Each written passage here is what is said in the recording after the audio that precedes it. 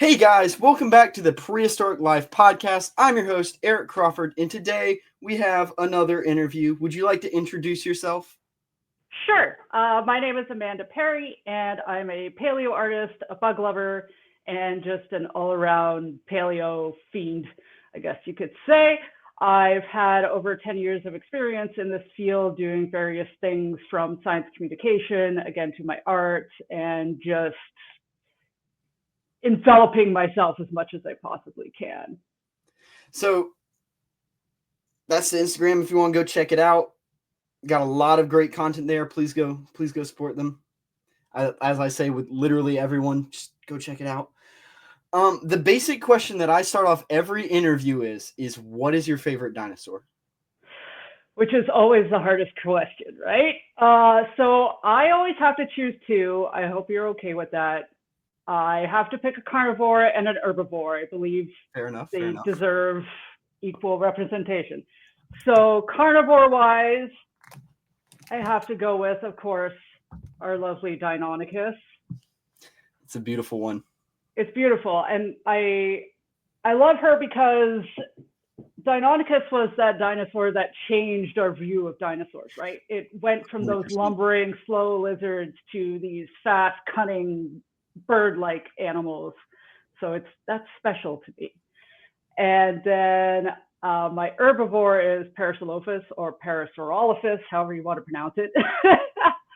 To me, they're kind of like the musicians of the Mesozoic. It's when I picture that time period in my head, that's what I hear. I hear the trumpeting and I hear the buzzing of the insects. And so those are my two. But that changes. I mean, you could ask me tomorrow and it'll probably be something different. And Parasaurolophus is the only dinosaur that we like. I don't want to say 100%, but we know what it sounds like more accurately. Yeah, somewhat, because we were able to 3D scan inside the crest and pump air through it. Yeah. It would be neat if we could do some more studies on the other crested hadrosaurs to see if we could recreate 100%. those sounds. I would love to be in the room when somebody was like, what if we blew air through its head? Right? I know. It's like, who had that first thought? I would love to see the thought process there. They're just like, and did they blow through its nose? Like, somebody was just sitting there trying something. They're like, it made a sound. I got an idea. So, what got you started and interested in paleontology? Oh my God. Being born. Honestly, like it's something I don't remember the exact time I started getting into it. It was just my earliest memories, I guess, is probably around the time that Jurassic Park came out, where I got really, really into it and just absorbed every book, show, toy, didn't matter. But my professional way into paleo was a very long, drawn out sort of one. I was not good in school in the beginning. I was not good in science or math. I actually hated science in high school. I detested it. I know. But it was taught very boringly. I'm very much a visual person, dramatic, right? So for me, it was very boring. And I just kind of floated about. I went to school for a couple of different things, working with kids, and then I took law in university and went back to school and took a bit of art. But it always came back. It just kept coming back to me and being like, Amanda, this is where you're supposed to be. This is where you're supposed to be, even if it's just little things. You see little synchronicities, right? And my first job, I guess, was in the science center locally, and I actually started in the cafeteria. Got worked up some it's hard to get the position that you want right off the hop. It's just it's hard to get into. So I'm like, hey, as long as I got my foot in the door, then I can talk to people, and that's what I did. And I was there for 10 years doing SciComm with paleontology and live invertebrates, and then I just kind of kept going. So you mentioned paleo art, that you do paleo art. Mm-hmm. What is the process for doing a piece of paleo art, for lack of Good better question. words? Good question. First, research, unless it's something I've been learning about for a long time. But I usually still like to do a little bit either to refresh my memory or see if there's any new information that I didn't hear about. So reading through papers, looking through other depictions of the animals that have been done before, trying to see, okay, like this is what these people thought it might have looked like and behaved. This is what these people thought it might have looked like and behaved. So how do I take all of that and then add my own spin to it? And then comes sketching, lots of sketching and very bad sketching. I like to say that art comes in stages of ugly. I could see the argument there. You get the Right? rough draft, and then just a mess, and then you go back, clean it up a little more, clean it up a little more, clean it up a little more. Yep. That's basically it. And then I don't like to stick to one medium.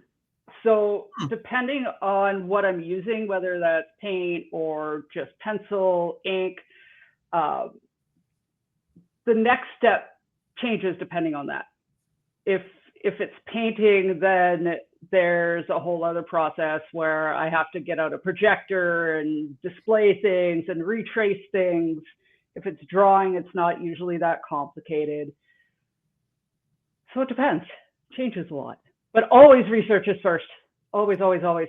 It seems to be a pretty steady first step for most things.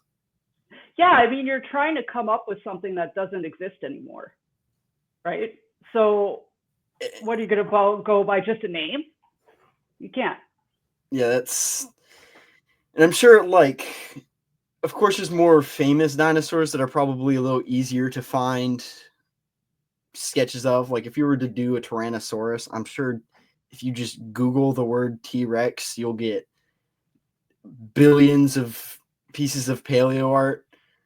But like anything else, The thing is, though, even, and I'll caution that, especially now with all the AI crap we have going on. oh, Am I allowed to say crap?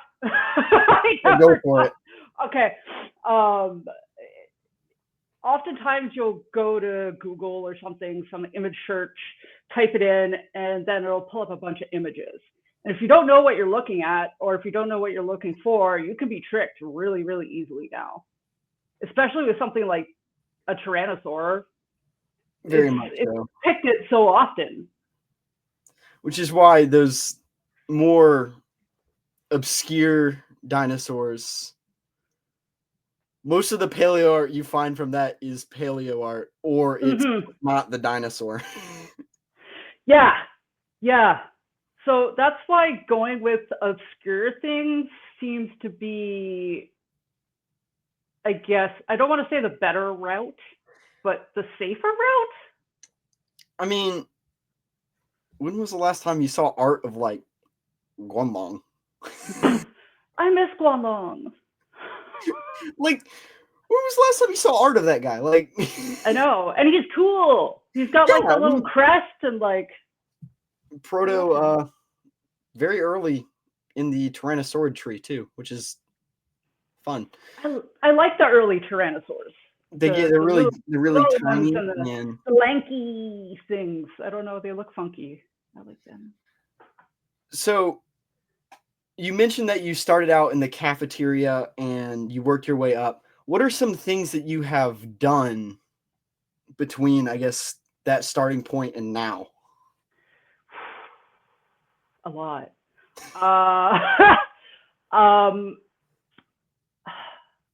A lot of communication, I think, is probably the majority of it. Learning how to take really complicated subjects, whether that's phylogeny or pathologies, stuff like that, and breaking it down into very simple words and expressions. Especially in this line of work, we deal with kids a lot. And sometimes kids will get those really complicated things, and other times they won't. And the last thing you want is for that kid to get confused and run away. Very much so. Right. That is. But, you know, I say that, but then I think of the adults that I've talked to too. And sometimes the kids understand quicker than the adults because they have to change their way of thinking sometimes.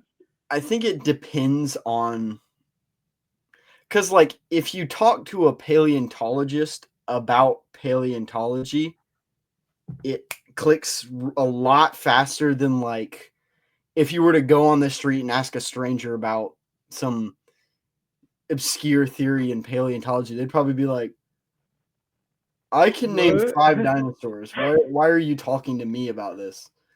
Versus and some people, and some people don't even understand that paleontology is more than just dinosaurs. I mean, whereas like a kid where they kind of condition themselves, if you ask the right kid, there's lots of kids. They're still kids most of the time, so they still, have the basic question of like why on repeat, which is very good. But like, if you get like a kid that's really interested in paleontology, they'll actually end up asking questions that are something that a lot of people haven't even thought about, like, which is surprising. I mean, a lot of people don't see that usually. No, you're right. And I've had my moments where I'm like, oh, yeah, okay. But then that in and of itself is fun because then that kid gets to see that the scientist that they're talking to doesn't know it all, right? The scientist has to keep learning too. And then you learn with that kid. Like, that's what I would do. I would go, okay, well, let's look this up together. And I would sit, because we had computers, so I would sit down at the computer with the kid and we would look through whatever their question was, whether that was, like, could T-Rex eat dead animal, let's say. Was it a scavenger or a hunter? Right? Like, did it have even sometimes, like, did it have the ability to process that meat? Like, sometimes a kid will think that in depth, but not understand what they're asking. Do you know what I mean? Very much so. And I feel like it's a major thing in the science field specifically. I notice it a little less in certain fields. Paleontology is one of them.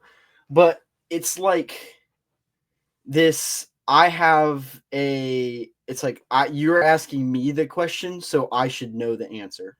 And especially reading papers, like I'm sitting there reading it and it's like words and all this other stuff that like I've seen before, but I'm still just like, I don't even get what you're saying.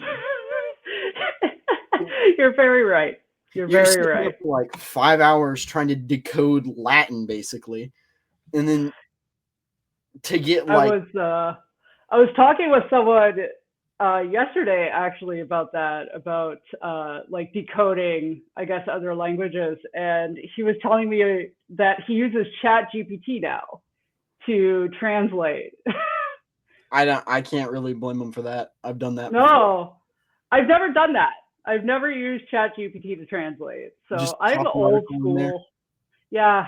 You're just like, translate it and give me a summary. Yeah, no, I do everything very long and harder than I probably should, and I don't know why I do that.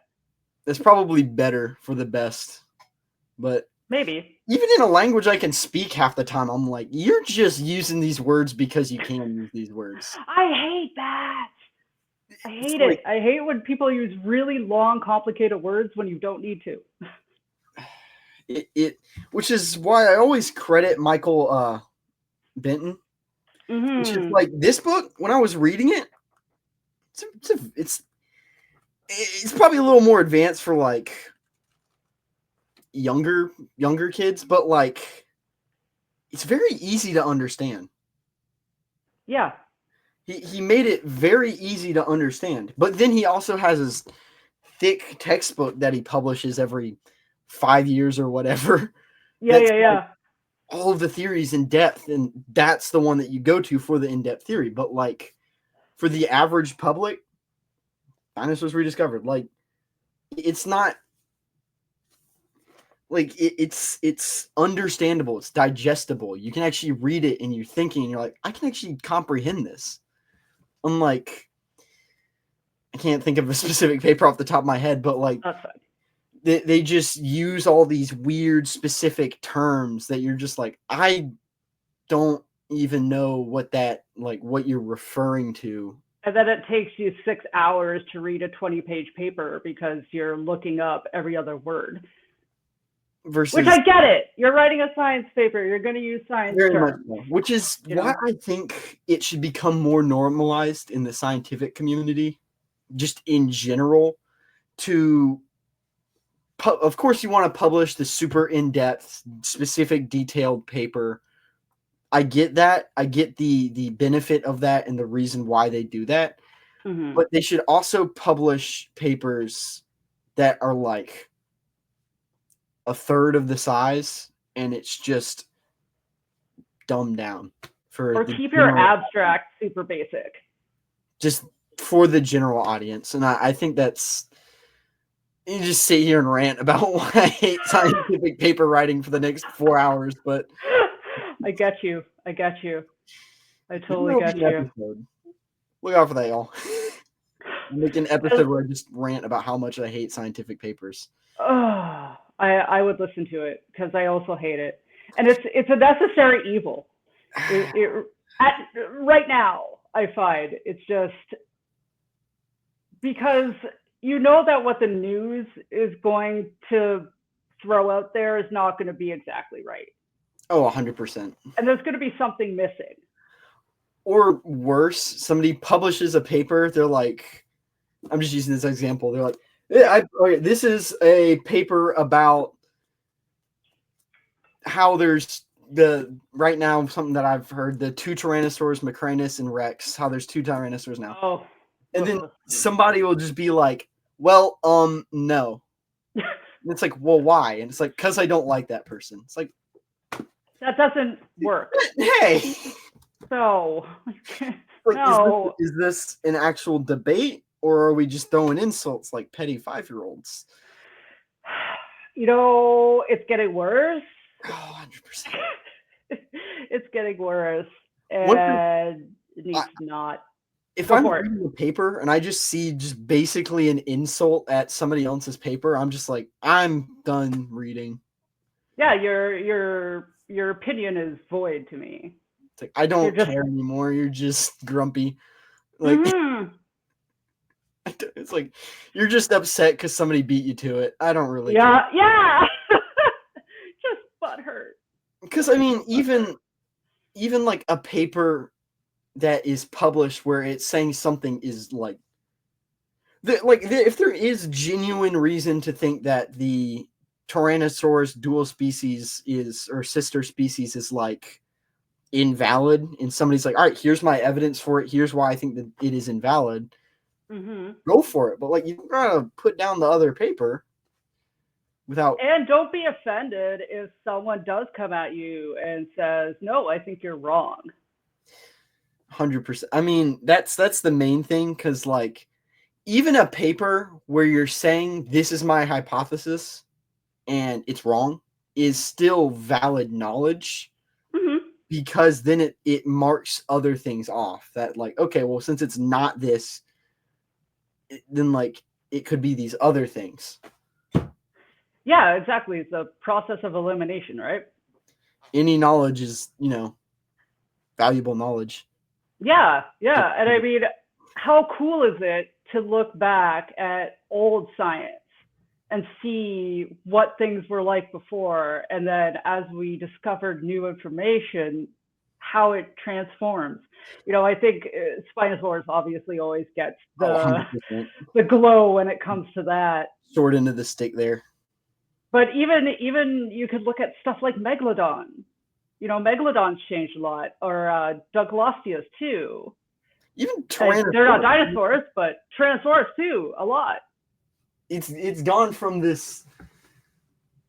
I actually have one kind of this version, very old version, to like what I we love know it. it as it today. Like, Yep.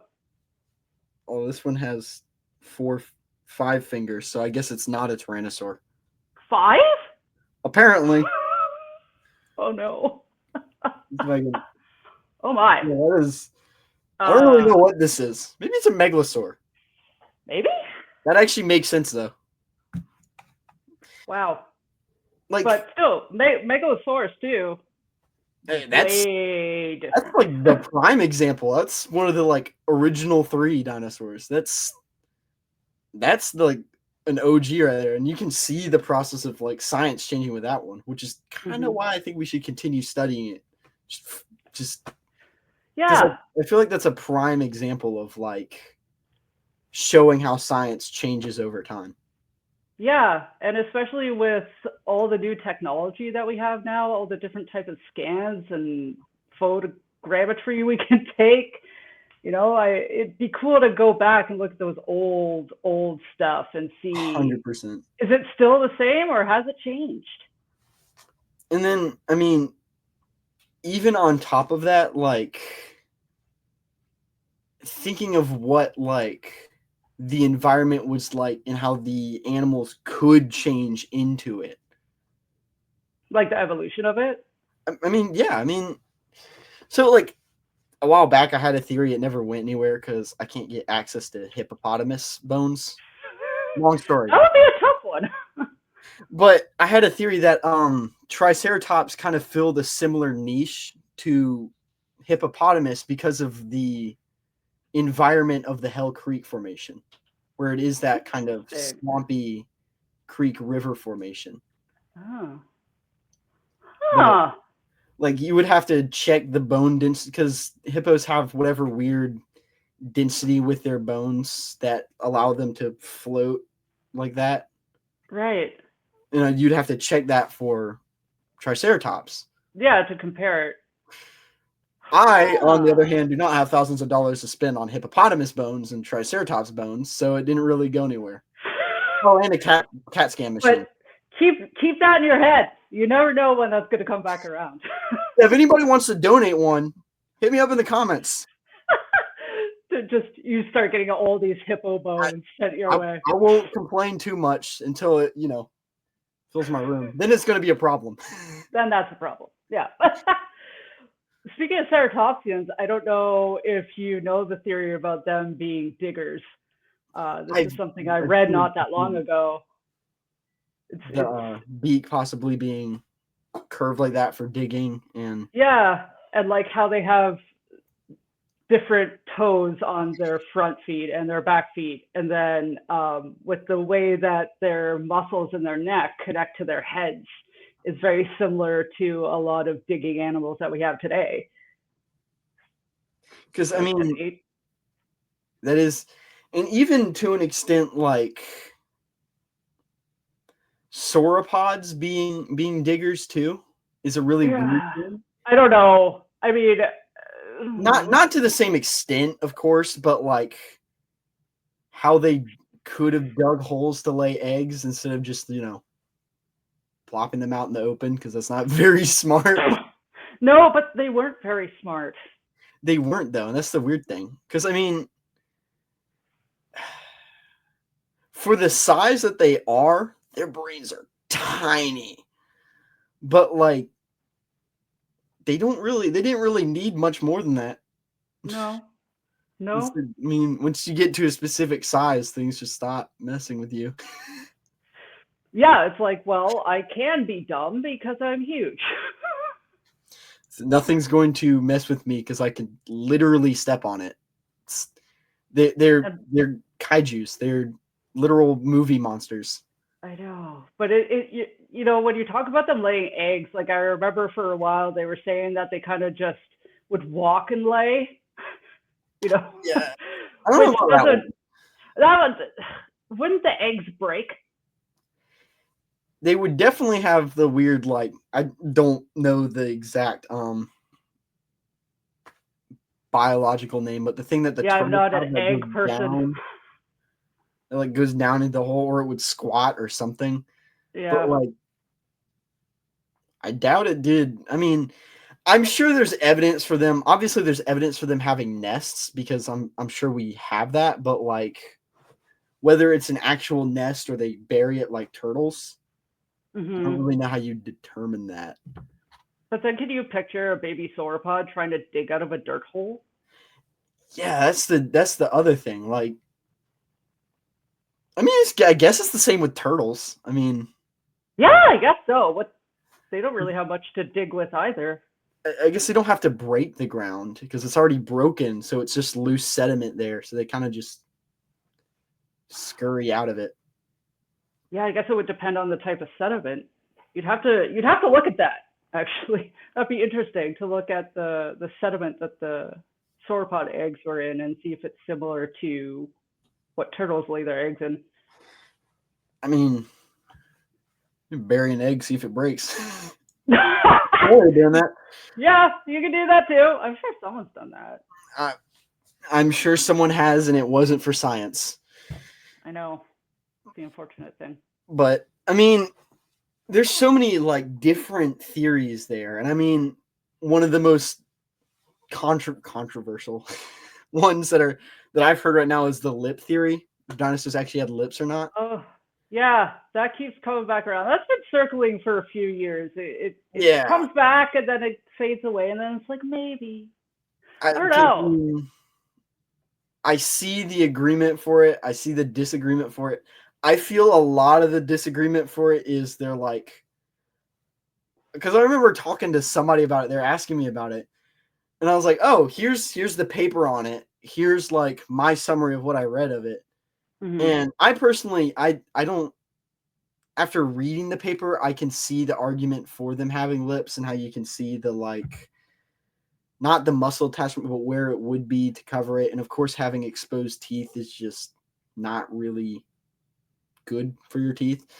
No. But I was talking to my friend. He's like, I disagree with the paper. And I was like, oh, well, why? And he's like, because it looks dumb. And I'm like, it's like, I guess it technically is an argument, but it's an argument of opinion and not fact. Yeah, that's no, that doesn't fly in my book. You can't just say it looks dumb. No, Like, you have to have a reason for it. I agree in I terms of movie monsters, but like, oh yeah, movie monsters go nuts. Like do yeah, whatever you want to do. I don't care. But if you're talking science, real life, nature, then yeah, you got to have a there's reason gotta be behind an your argument. actual like, I can't really think of a opposing reason. I mean, also, Other than that, it looks dumb. yeah, I mean, I haven't really thought about it too much, but I mean, possibly that just It's been so long since I've read about it, so I'm trying it's to been a dig hot back in minute. my brain. Uh, okay, correct me if I'm wrong, but I feel like there was something at one point that said that if they did have lips, that they wouldn't have had the muscles to move their lips. So if that were the case, wouldn't they get in the way? I could see that. This is tooth exposure in theropods. Many large theropod dinosaurs, like Tyrannosaurus, had enormous banana-shaped teeth that extended well beyond the jawline. These teeth likely protruded from the mouth, even when closed, making it anatomically unlikely that they were covered by lips. Bone texture evidence in modern animals, the presence or absence of lips is often correlated to the texture of the jawbone. Uh, Tooth wear and hydration. Yeah, evolutionary relationship. Dinosaurs are more closely related to birds than lizards. Birds have beaks and no lips, and many Well, yeah, because non-avian theropods were already developing beak-like structures or redacted dentation. Okay, no direct soft tissue evidence. That's probably a pretty strong one. Despite many well-preserved fossils, no direct evidence, e.g., skin or muscle impressions, have been found to show the presence of lip-like structures in theropods. Yeah, so we're just comparing. It's just comparative anatomy. We're looking at things like monitor lizards and saying, well, they have lips, so because they're distantly related, then hey, why it's not unlikely, but it's not 100% sure. I mean, I can see the argument for it because they are distantly related to birds. Mm-hmm. So I can see the argument for that, but I feel like that would fall more into like later on theropods than anything. Like Maniraptora, not all theropods. Because I mean, there is a huge difference between like Ornithomimus and Allosaurus. There's a huge difference there. Just a little bit. I mean, it's just a couple million years. I just pictured an Ornithomimus with lips, and it's very funny. That doesn't look right in my head. Hair doesn't preserve, so there's no evidence against sauropods having wigs. I mean, it could preserve it in amber. It's true. I don't know any sauropods getting stuck in amber, though. We have feathers in amber. That's true. Though we're not sure if they come from theropods or birds.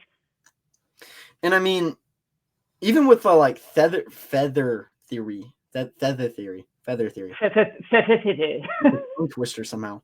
I mean, obviously we have like sauropods most likely didn't have feathers.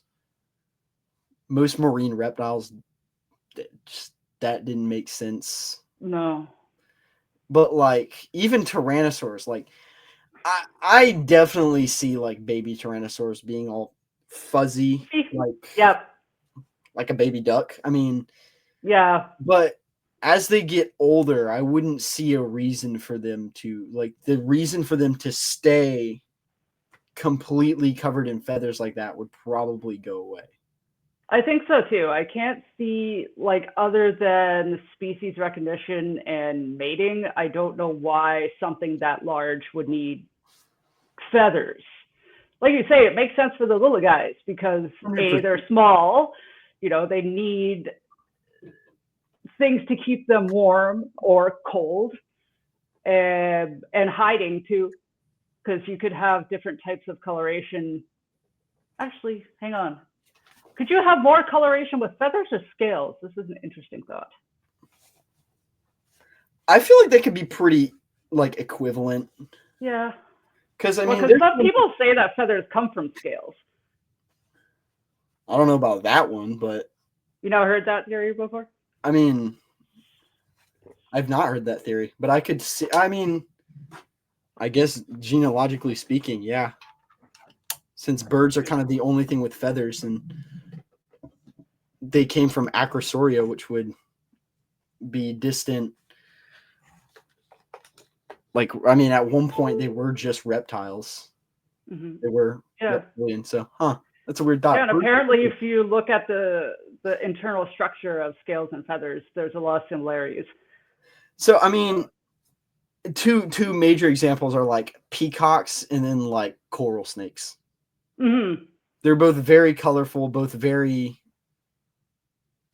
for lack of better words, pretty. Like, I know I like to use that word with a sprinkle too, because a lot of things I describe as pretty or cute or something, people look at me, I have 6 heads, so it's not a scientific word, so you got to use it sparingly. Yeah. But like certain things like Sinosauropteryx, Archaeopteryx, the entire Opteryx family, we pretty much were like, yeah, they had feathers. Mm-hmm. I mean, we have enough impressions of those now that I don't even think it's debatable anymore. At some point, it is really funny to look at what scientists call like a theropod versus a modern bird, because it's like you look at them and you're just like, I think I've seen that bird. Like I think I've seen that, but yeah, it's not. Where it just is a bird, but slightly slightly different. I mean, theropods and birds now are so close together that there's like, what do you even say is the difference between the two at this point? There's definitely a blurry line. Like the teeth, I guess. Because, like, that's a bird. That's a bird. That's a bird. Does it have teeth? That's my Like, question. It's like that's just like an emu. Yeah. That's basically a seagull. Like, what is the? Oh my god, what's that little ducky? Sorry, I haven't had a chance to look at this whole thing. I just put that there for modern birds. I love him. Maybe one day when You look so mad. Finish Acrosauria, I can go into modern birds, but I'm not touching that with a. Don't touch it. No. That seems like a stress and a half, but like. Yeah. There's definitely a split off. Well, those are just birds too. Like,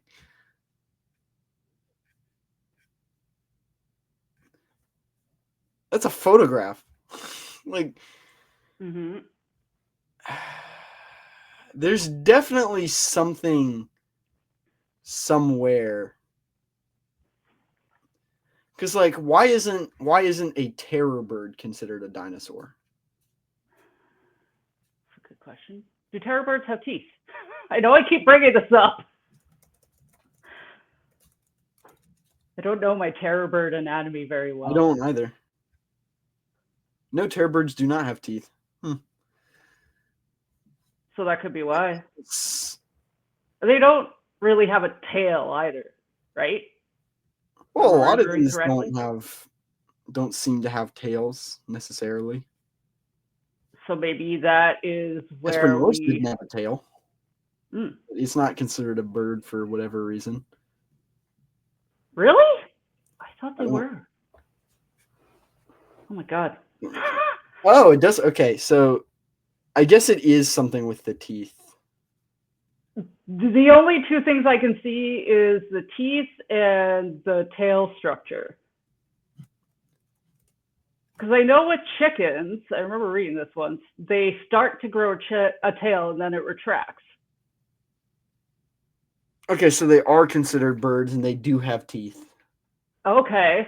These tooth birds. That's weird. Okay. Where is the line here? Why do we do this? Where does it end? I mean, all of these are extinct, so I guess that's, but like, looking at it, if we go to the wiki, and then that's a bad example because that's just blank basically. Just if I do this, if you look at the wiki, their tree, it's very, because they just come down, and then you have like Hesperonychus, Limonivis, and then you just have like Avius or modern bird.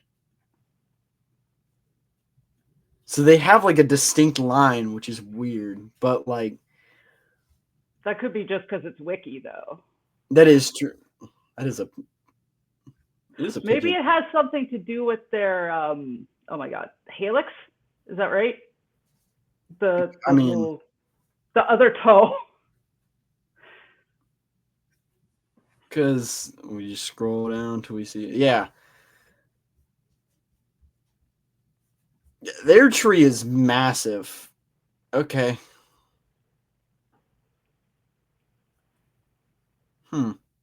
Phylogeny hurts my head. Yeah, I try not to overthink it because it starts to like melt your brain after a while. You just like, I can only look at it for so long without being like, I don't know if this is even right. I don't know. There's some like that with everything. Like I I look at insects a lot and arachnids, right? And like, talk about a hot mess. I try not to overthink taxonomic trees just because like they're not really certain. We're just kind of making it up and making up rules. Because humans like to put things in boxes. We just like to assign things rules just to try to give us some structure, but you know, it's only partially. And I mean, we're probably missing so much and we don't even realize it. Mm-hmm.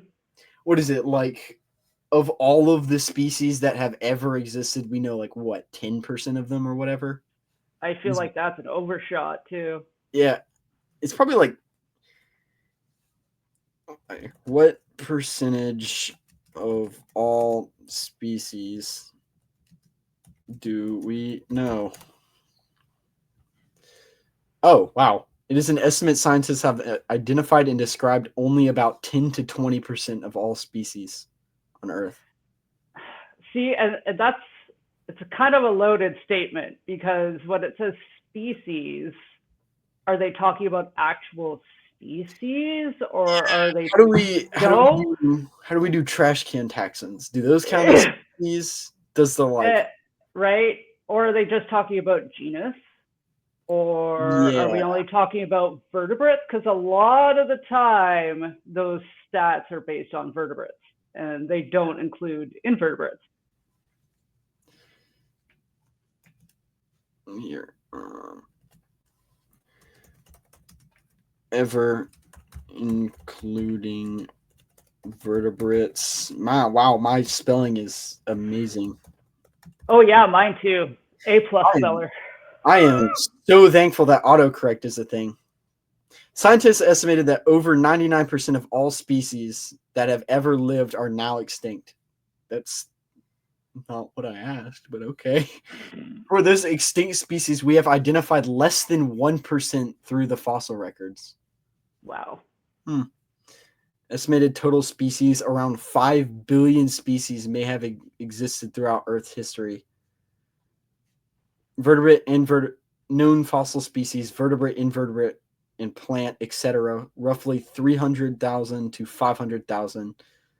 That's 0.01% or less of all species that have ever existed.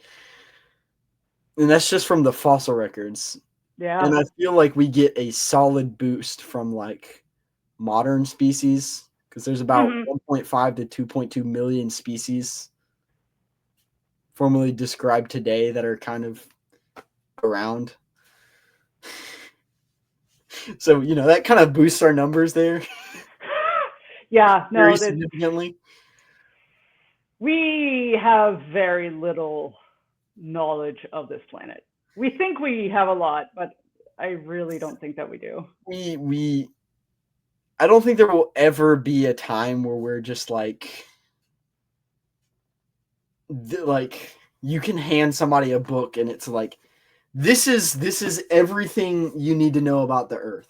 Like this is just all of the Earth. Like here. Yeah, no. That's no. Even if you compiled everything now, you probably couldn't even hand somebody that book because it would be massive. But yeah, and I mean, let's face it, a book's never going to tell you everything anyway, and it's like that for everything, And I tell people all the time, you gotta go out and do things, yeah. Go out and do things. Look at stuff. I mean, it's basically comes down to like, well, if you can do it, because that is a big part of it, but also like, are you willing to do it? I think that's a like butt kicker that a lot of people don't acknowledge. They'll use the word can't and won't interchangeably, and they're not. Like, for a lack of example, like a crippled person can't walk, but a lazy person won't walk. Like, Yeah. there's a difference there. Yeah. No, that's a huge difference. And Yeah. I feel because we as paleontologists, I think it is a common thing amongst a lot of paleontologists that a lot of people are like, that's a cool dream, but you probably won't achieve that. That's the word. It's just I Like, and I don't know if it's, at least when it comes to paleontology, I don't know if it's because people have a very narrow view of what that is. When people think of paleontology or when people think of a paleontologist, they think of 100% people, like Jack Horner, right? And that's not all of what paleontology is. You talk about, I kicked my computer. You talk about people not being able to walk. And it's kind of special to me. About 8 years ago now, I was diagnosed with a big fancy word called ankylosing spondylitis, which kind of makes me sound like a dinosaur. So I'm not mad. cool, Latin. Right? Ooh, but fancy. But now I can't go out into the field like I used to. Because if you've ever been out there, it's not easy. It's a lot of rough terrain. It's a lot of heavy work. You're lifting boulders of hundreds of pounds.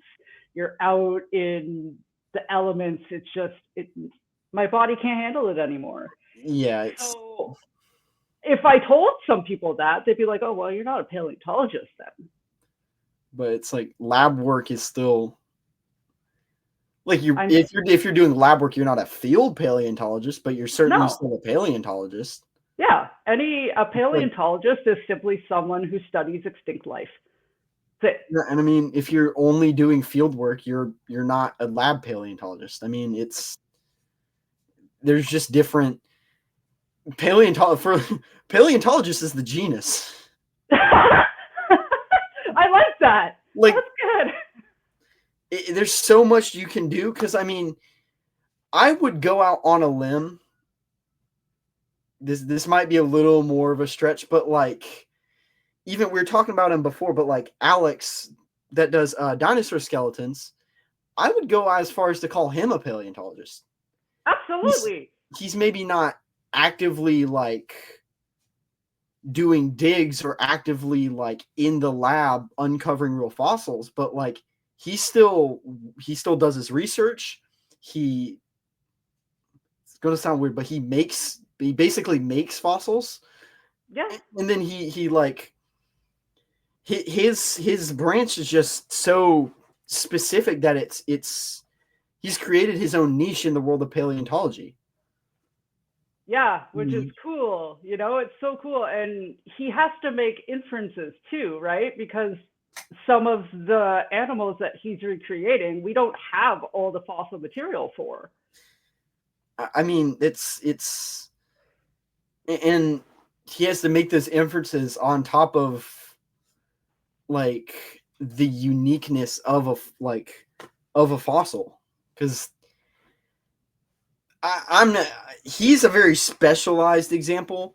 The dude that has a 3D printer in his basement that made a Tyrannosaurus Rex tooth on whatever Google product one time and then mass produces them and sells them for $20 on Etsy, you're not a paleontologist, bro. No.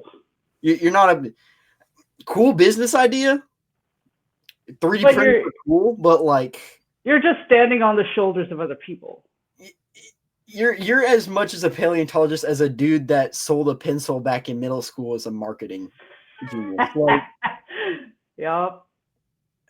No, I think you got to be able to theorize and like think. You know what I mean? I think, call yourself a paleontologist. I think it's changed now where I agree with you. It's not, you go to school, you get your master's, you get your PhD, then you're a paleontologist. It's not like that. You don't need a degree to be a paleontologist. I mean, to get like maybe an official doctorates is it's a dream one day. I mean, I would love to get my doctorates, but like I don't care that much about it. It's a goal and it's a dream, but it's not like a necessity. No, you're right. You're absolutely right. The only thing that makes it a necessity right now is there's still a lot of older gentlemen That in have their this doctorate. area, right? That's what they think. You must have your doctorate. You must have your doctorates, but it's I mean one of I don't want to say the greatest, but one really famous paleontologist that I've interviewed that I've got the pleasure to talk to, Clayton Phipps, doesn't have a degree. He might have a degree, but it's not like a geology degree. He doesn't have like a paleontology degree. I don't. If he's watching this, I want to apologize because I might be horribly lying, but I'm like 90% sure he like doesn't have a degree at all. But he's made money off of paleontology. He's uncovered a bunch of stuff. He sold the dueling dinos to I keep wanting to say the Natural History Museum at my campus, but that is not right. To the North Carolina Museum of Natural History. So it's like he's a paleontologist and he doesn't have a degree. I mean, it's really what you make of it. I mean, and there's going to be people that aren't going to understand you if you say like, "Hey, I'm a paleontologist, but I don't have a degree or I don't have a doctorate," and people don't get it, especially older people. They don't, because they're like, "What do you mean? Like, don't you need to learn that in school?" It's like, well, I had the school of YouTube. Geology is, well, not even geology, because to be like a geologist, you can know about geology, but to like be a geologist, you kind of do need a degree, which is weird.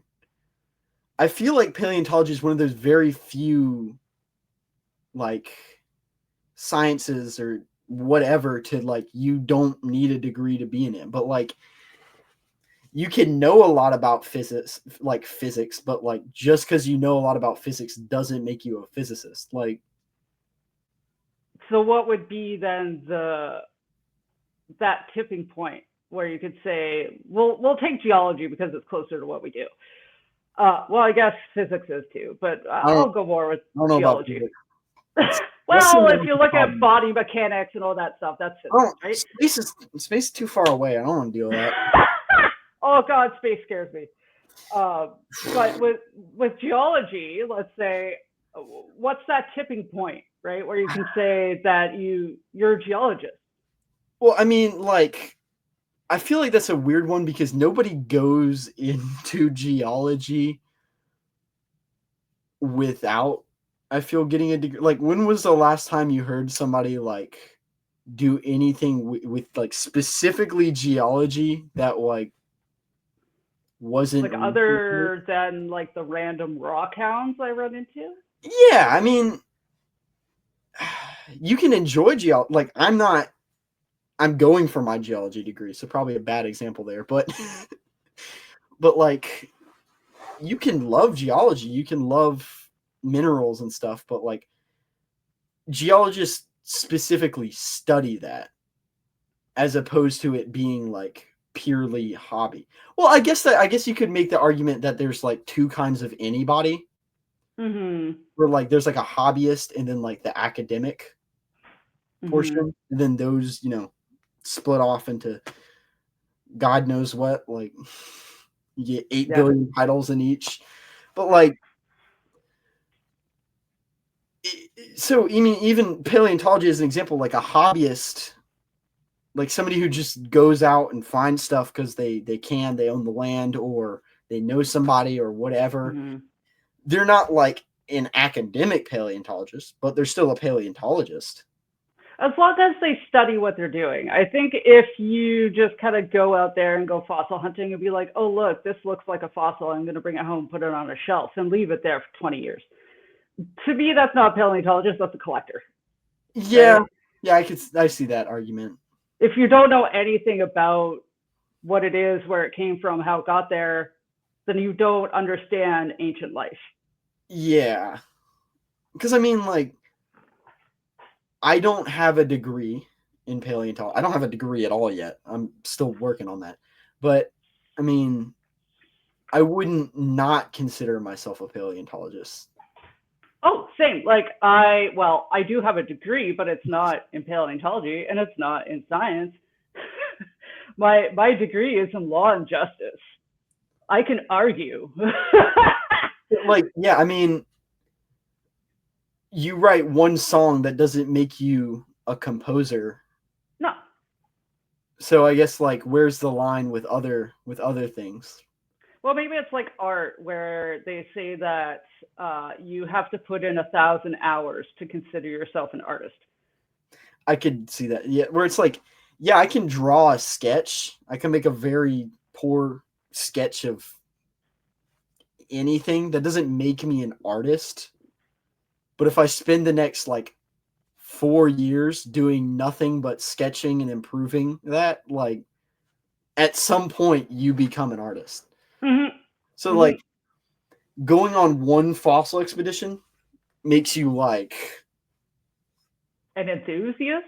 You're an enthusiast. You're like a fossil enthusiast, a paleo enthusiast, but like to call yourself a paleontology without putting in the hours of studying or the curiosity past just like, oh, this is cool.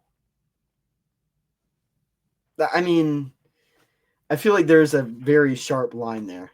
Yeah, it's not enough. It's not enough.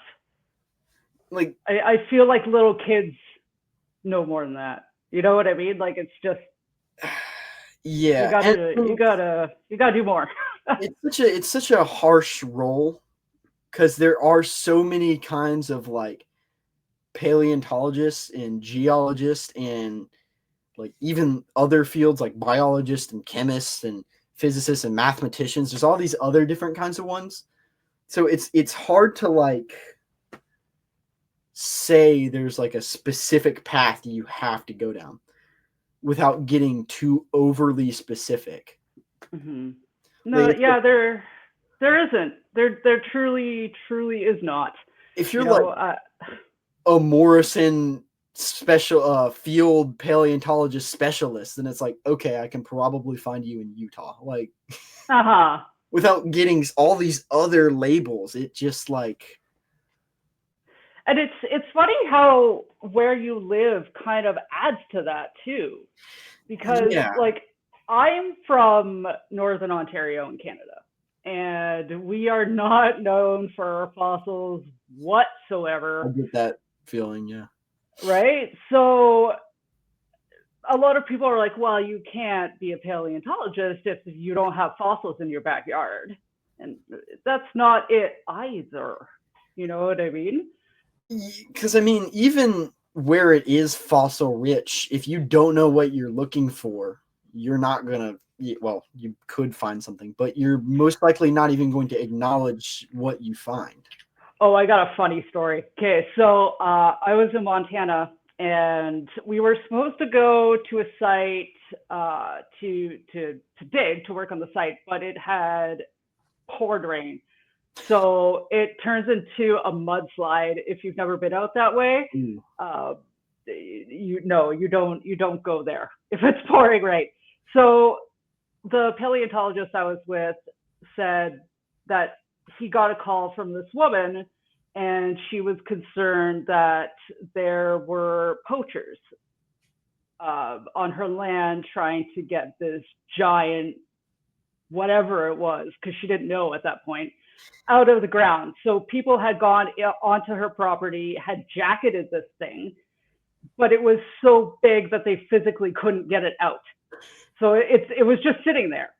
So we go to this woman's house to talk to her more, and she had this lamp with an old lampshade on it, and there must have been 50 to 70 different raptor claws on this thing, just glued to it.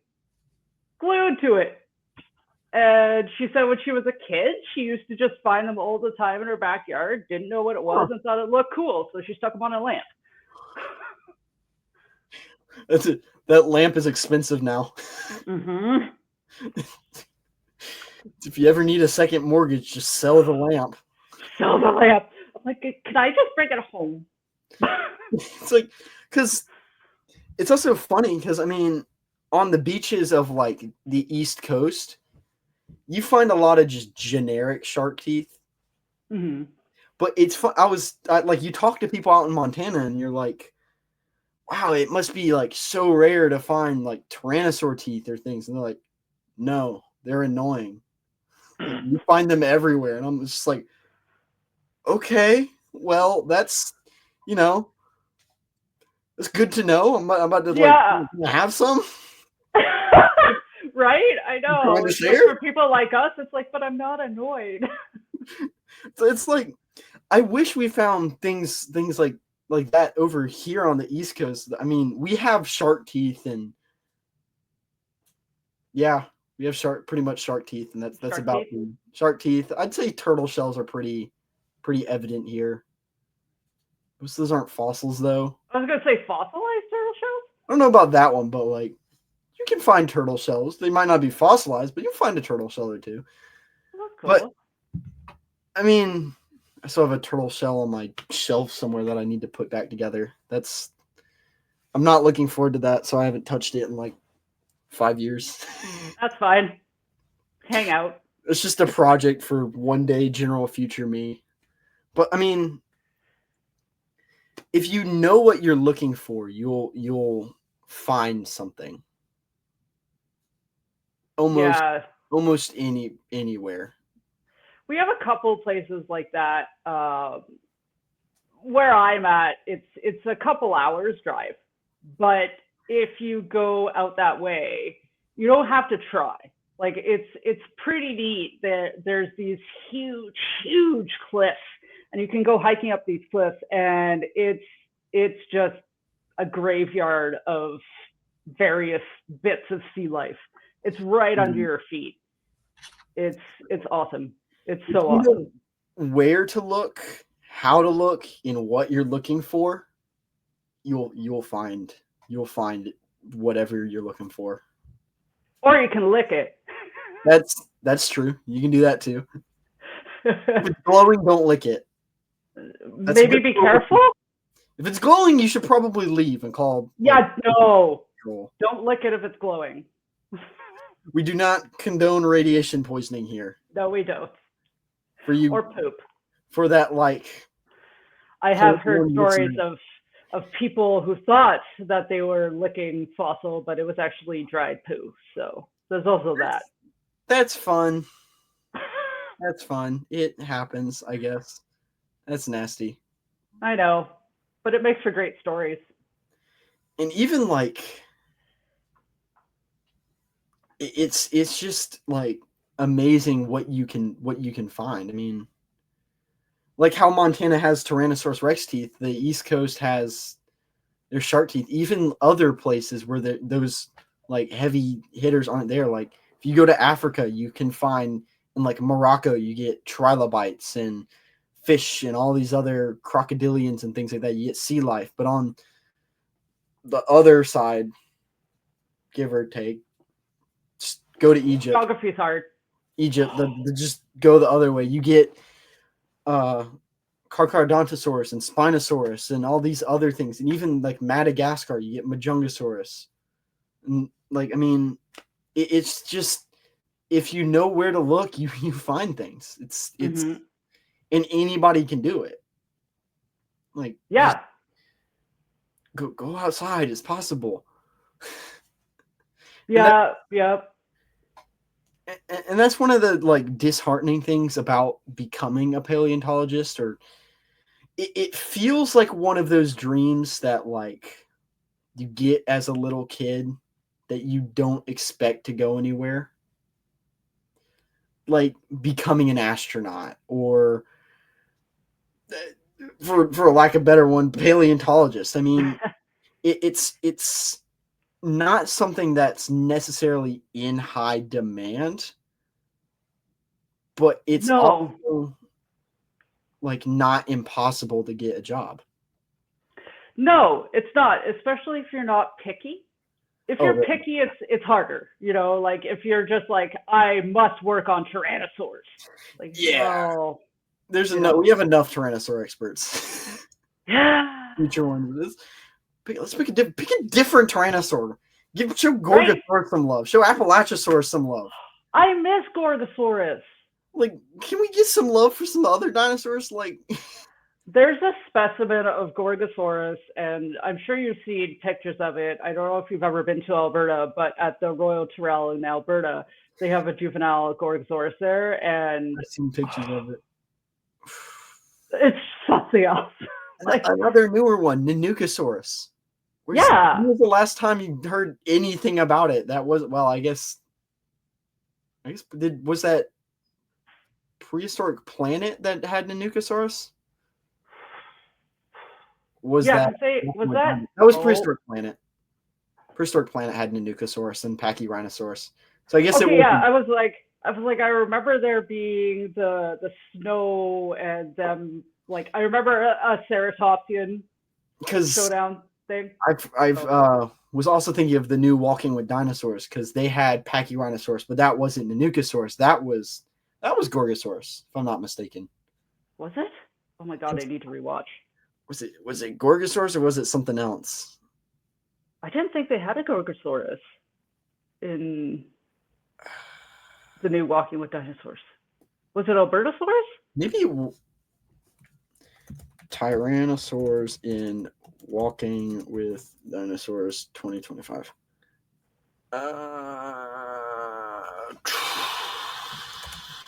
Maybe I should look up Gorgosaurus, or if I can spell. Or okay. Cryolophosaurus. We need more Cryolophosaurus stuff too. Oh, very much so. It was a Gorgosaurus. Oh, was it? Okay. Yeah. It was the Gorgosaurus hunting the Pachyrhinosaurus. And then, of course, they had that one Walking with Dinosaur movie that was only related by title alone. That was Gorgosaurus 2 and Pachyrhinosaurus, if I'm not mistaken. Wow, it's been so long. That movie was just kind of shoved to the back of my head and just kind of stews there with 65 and just so it's like, I've seen it, I've acknowledged it, that's the extent of it. That's fair. It was kind of like that with the new Walking with Dinosaurs, actually. Yeah. It was okay. It delivered, but it did not live up to the hype of the original.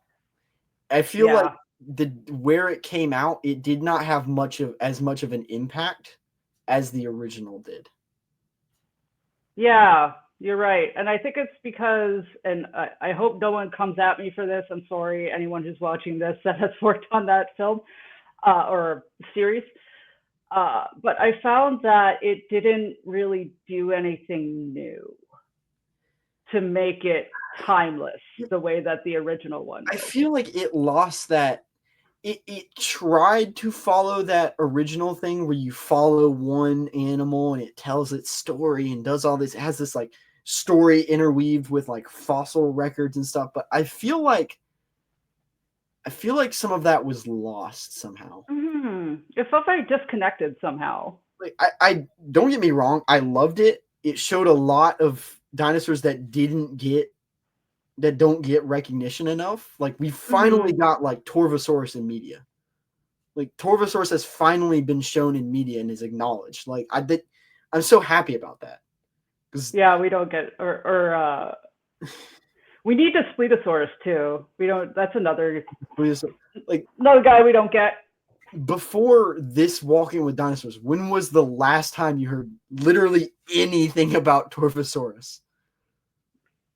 Like, nothing. Like, it's just it existed, then it stopped, and then it finally got some acknowledgement. But I felt like they were, I don't want to say ripping off, because technically Walking with Dinosaurs does come first, but it felt like just like another wannabe Prehistoric Planet. Like, I agree with you. It was like a weirder continuation of Prehistoric Planet. Yeah, I felt the same way, and not as well done. It And seemed rushed, almost. Yeah, it felt a little rushed, very last minute. And my big beef was the episode with, I think it was Velociraptor, and I forget which ankylosaur it was. It might have just been Ankylosaurus. Could have been Boreal Pelta. I can't remember.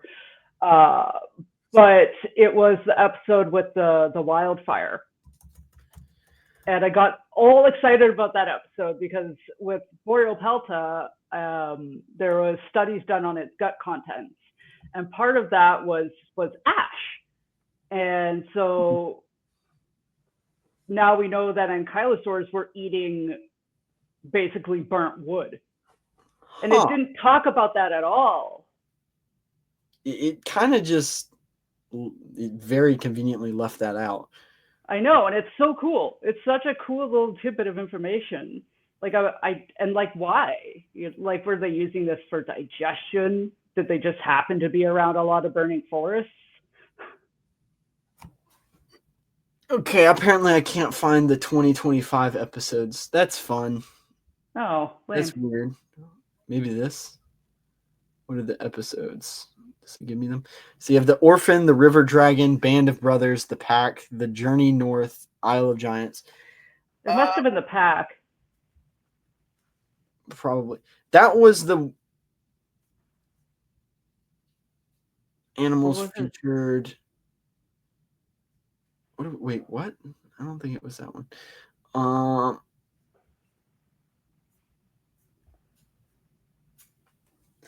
The Pack is the 4th episode of the 25 Walking Dinosaurs that follows the story of a pack of Albertosaurs. Oh.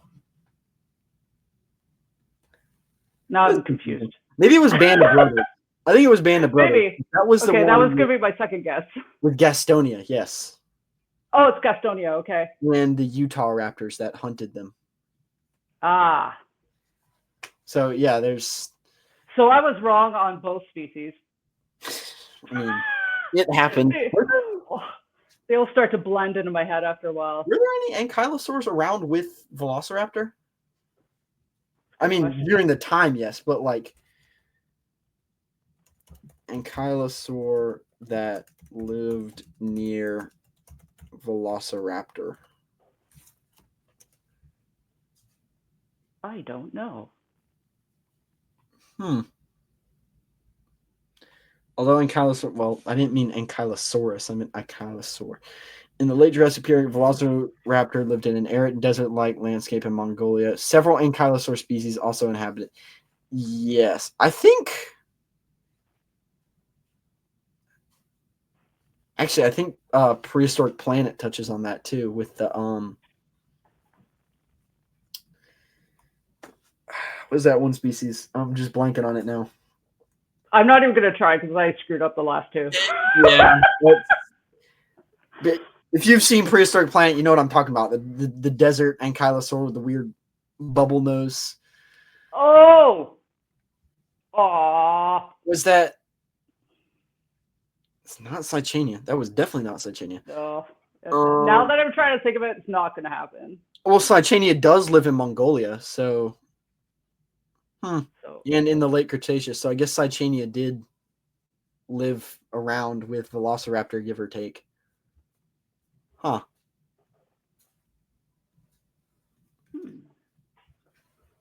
I mean, there's probably one dumb ankylosaur or Velociraptor somewhere that got trampled by a Sicania one time. But I wonder if they could go underneath it. It's probably not a smart idea. That's true. So, see what happens when we drop a Ford pickup truck on a chicken. Like, that's about the equivalence. Chicken burgers. Drop a bulldozer on a chicken. Like, oops. Ooh, that's a very flat patty right there. That's some tender meat. Yeah, you might get a little bone chunk in there, but ooh, yeah. Ooh. Maybe not. Maybe it flattens all the bone. They probably, since they're chicken bones, they probably just like shatter. Probably, but then you might get splinters. Yeah, you get like glass shard, basically. That's not fun. Yeah. We don't want that. Does Velociraptor taste like chicken, or does chicken taste like Velociraptor? Chicken tastes like Velociraptor. Velociraptor came first. Or does Velociraptor taste like turkey? Turkey still tastes like Velociraptor if we're going to go that way. What would be a closer description? Or would it just, I mean, be Does its it own? taste like poultry? Yeah, is it if we were to have dinosaurs as food source, does it count as poultry? Or would it taste more like alligator? Well, theropods wouldn't be. Or some combination of the two. Huh. Depends on the dinosaur, I guess. Yeah. And so, I mean, what is your favorite part of what you do? The variety. There's so much to see and do and learn. And just when you think you've found the coolest, you'll find something else cool, or someone else will find it and show it to you. And all the different types of people that I've met, like this community is incredible people, so supportive, so passionate, and the stories, it's every time you think it's going to be a normal story, it's not. There's a turn somewhere. There's a turn. And we were talking earlier about degrees and whether you need that or not. And if you haven't spoken to or heard of Dean Lomax's story about how he got into paleontology, like that is one of the most inspiring stories to me. He was from a low income family and did not have good grades in school, and all he did was say, this is what I want to do, and sold his Star Wars collection to go out to Wyoming and never looked back. It is possible, and that's, I feel like as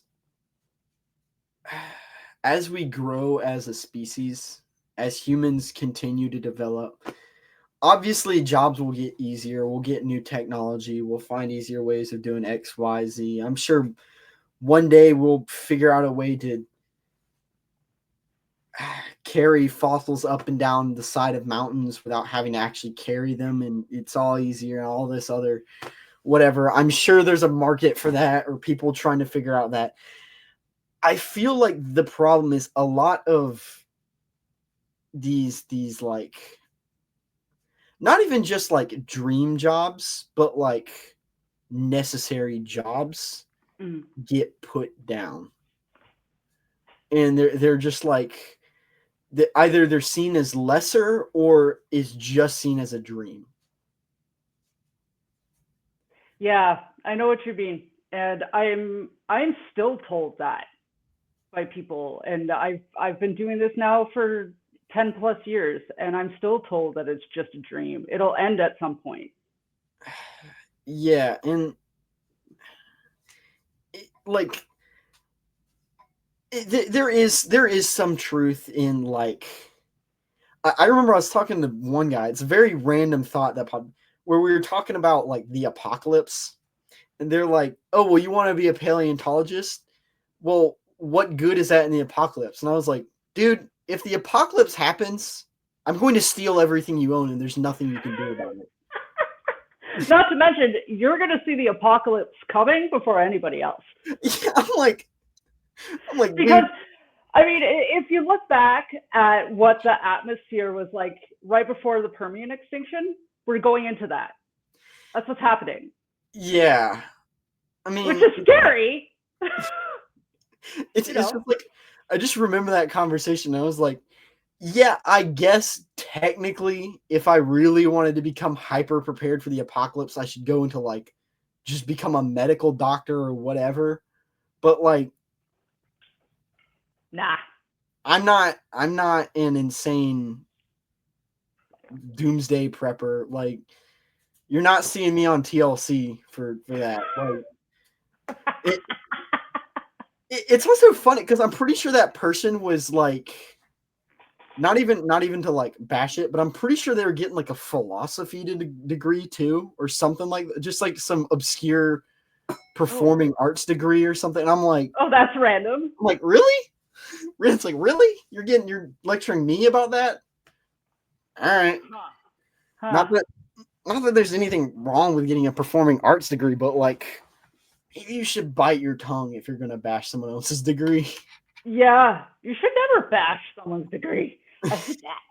Like, I tell people this. So I know it's different in the States than it is in Canada, but here in Canada, we have college and university.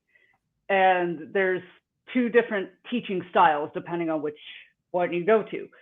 So the way I explain to people is if you want hands-on knowledge, you go to college. And then if you go to university, the difference there is they teach you the difference between quantity or quantitative and qualitative studying. And that's it. And whatever you take, like it could be performing arts or it could be geology. It's still the same teaching style. You're just learning it with different subject matter.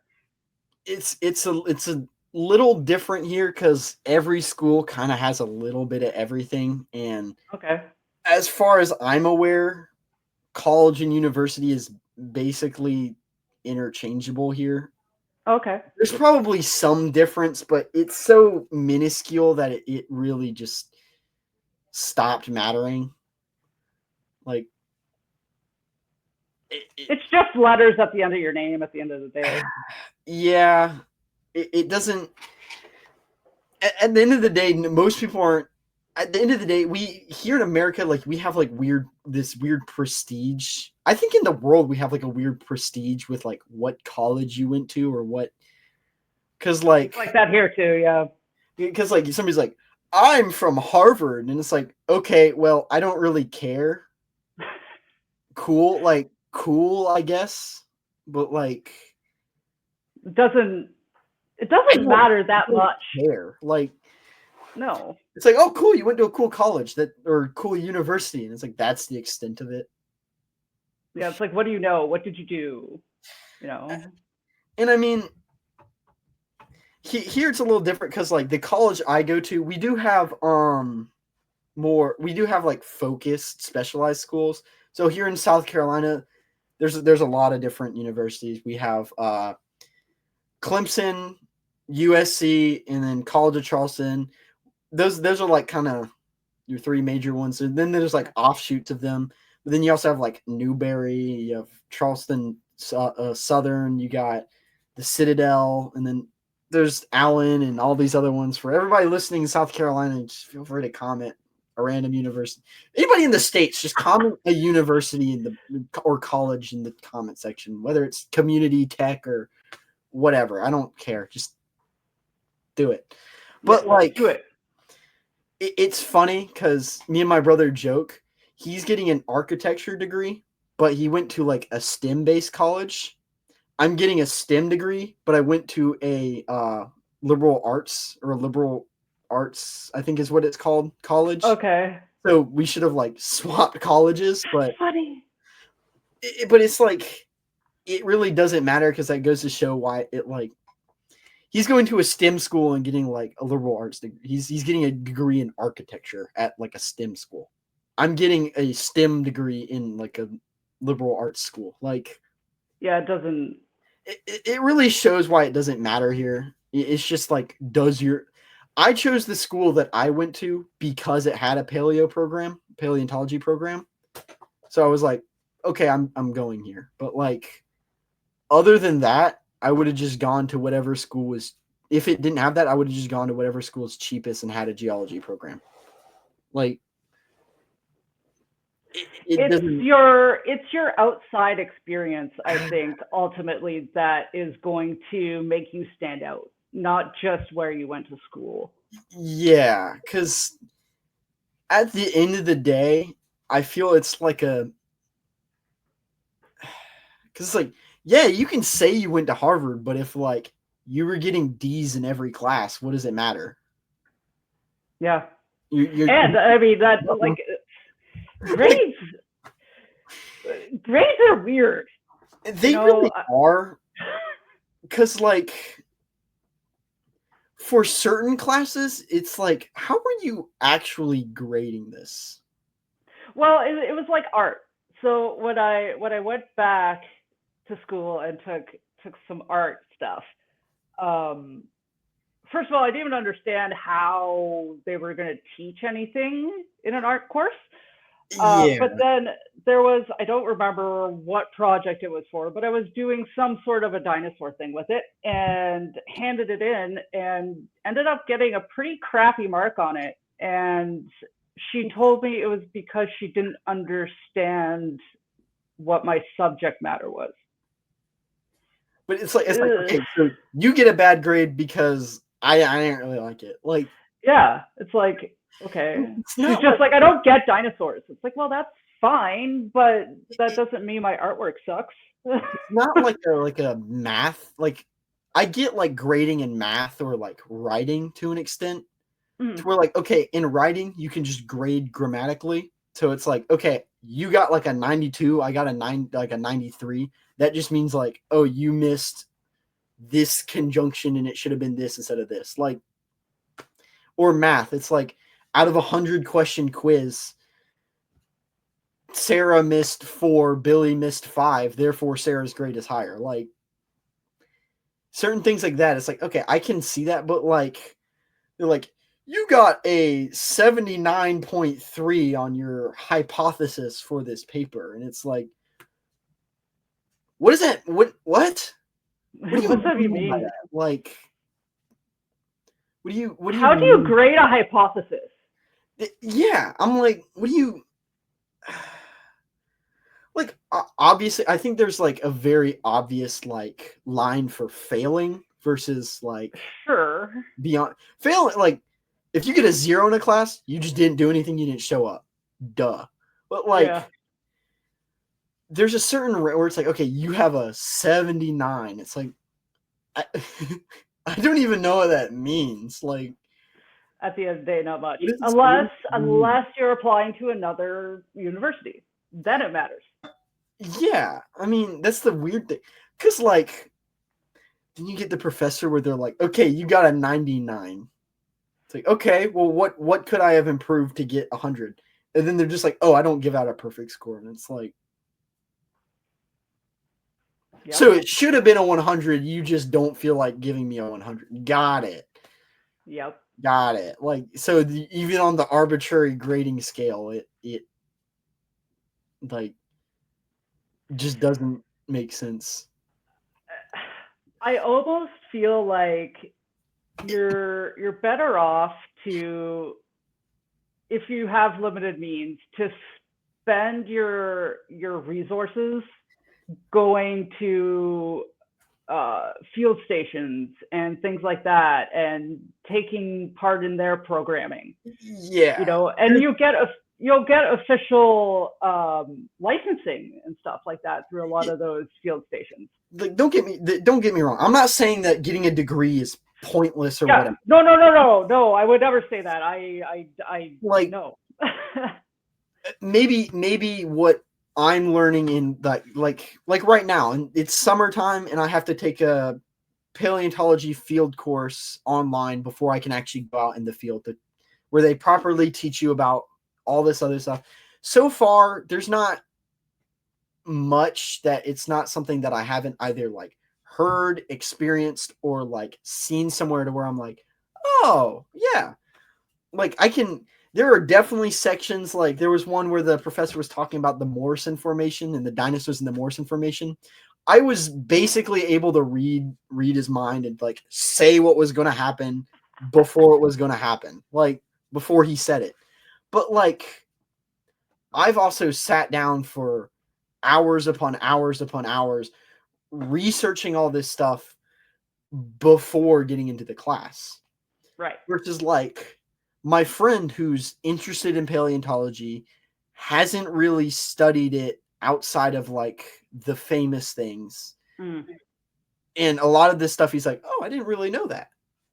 I'm not bashing him, but it's like, we both need to take the class. We're just on different levels because of different interests.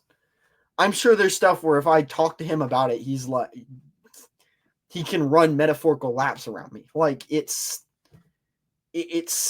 why you don't go to like a physicist to edit your book about like fairies. Like it's like why would you do that? It's the same thing. Like everybody has their subject matter. It's why I personally don't listen to certain people whenever they address certain things. Mm-hmm. Like I'm not going to listen to this is just a random example. Like I'm not going to listen to like a politician talk about science. I don't care. Like it's like you didn't do the research. Somebody handed you a script and did whatever. I don't care. But like on the other hand, I'm not going to listen to a scientist talk about like certain levels of politics. Mm-hmm. So like of course there are like politics is a bad example because it's such a wide range, but like why would like for like a specific example, like why would I listen to a geologist about like economics? Or even listen to a geologist about anatomy. Yeah. Like right? Like it's like to an extent, it's like, yeah, you're allowed to have your opinion and all this other stuff, but like But they're not going to know as well as a biologist, like how a femur fits into the hip socket. Yeah, it's and how it would move, right? But then on top of that, like you don't necessarily need a degree to like do that things, but like if somebody's like, oh, this is what I believe because of my research, and then somebody's like, okay, yeah, well, I've studied this for the past like 25 years of my life, you're wrong. It's like I'm probably more inclined to listen to the person that has studied it for most of their life. Unless they come at you with, I just think it looks stupid, which does happen. It does happen. I mean, which is why like paleontology is such a funny field for that, because it's like we have the most famous example of that. It's the Bone Wars. Like two people, they're very petty. They both really hated each other, so they just always discredited each other at every sharp turn they got. It's like, yeah, I never get tired of the Bone Wars. Never. I have a love-hate relationship with it. Like it makes me mad because I start to think about all the things that got destroyed, with all the dynamite that they were using to like blow up each other's sites.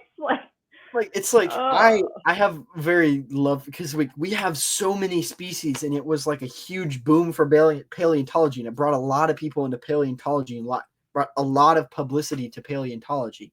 But like at the same time, at the cost of like both of these idiots' pride, money, and like status and all this other, like it's like you two are too busy tearing at each other to realize what you've done. Yeah. Yeah, like, right to the very bitter end too. Like, if this, like, again, not my field, don't know the science behind it, but like, if the multiverse is real, and there's like a universe where Cope and Marsh put their differences aside and like work together, could you imagine how much more they could have accomplished? Oh my god. I don't even want to imagine because it makes me mad. How many like actual like, and I feel like to an extent there is health in like there's like a healthy state of rivalry. Sure. You have a rival, but like there's also that's a very unhealthy example. Yeah, because they weren't like they were working towards the same goal, but yet tearing each other down. You're too busy discrediting each other without having the actual facts. Yeah, that's a good way to put it. But like, for like an example, like if you were to write a paper and then I look at it, and then like as your academic rival or whatever, I'm just like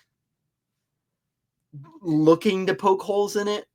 that's not necessarily healthy, but it's not necessarily unhealthy. Hmm. Because it's like, okay, well, you're willing to poke holes in it, therefore you're willing to throw more and more things that like the average person probably isn't willing to look at. Hmm.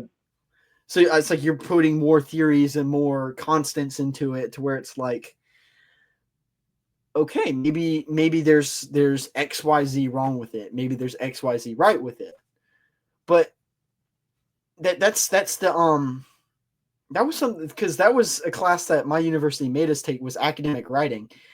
Was like one of the things that we talked about was like acknowledging the validity before just like, for lack of better words, like taking it apart. So like figuring out if it's worth to take apart, basically.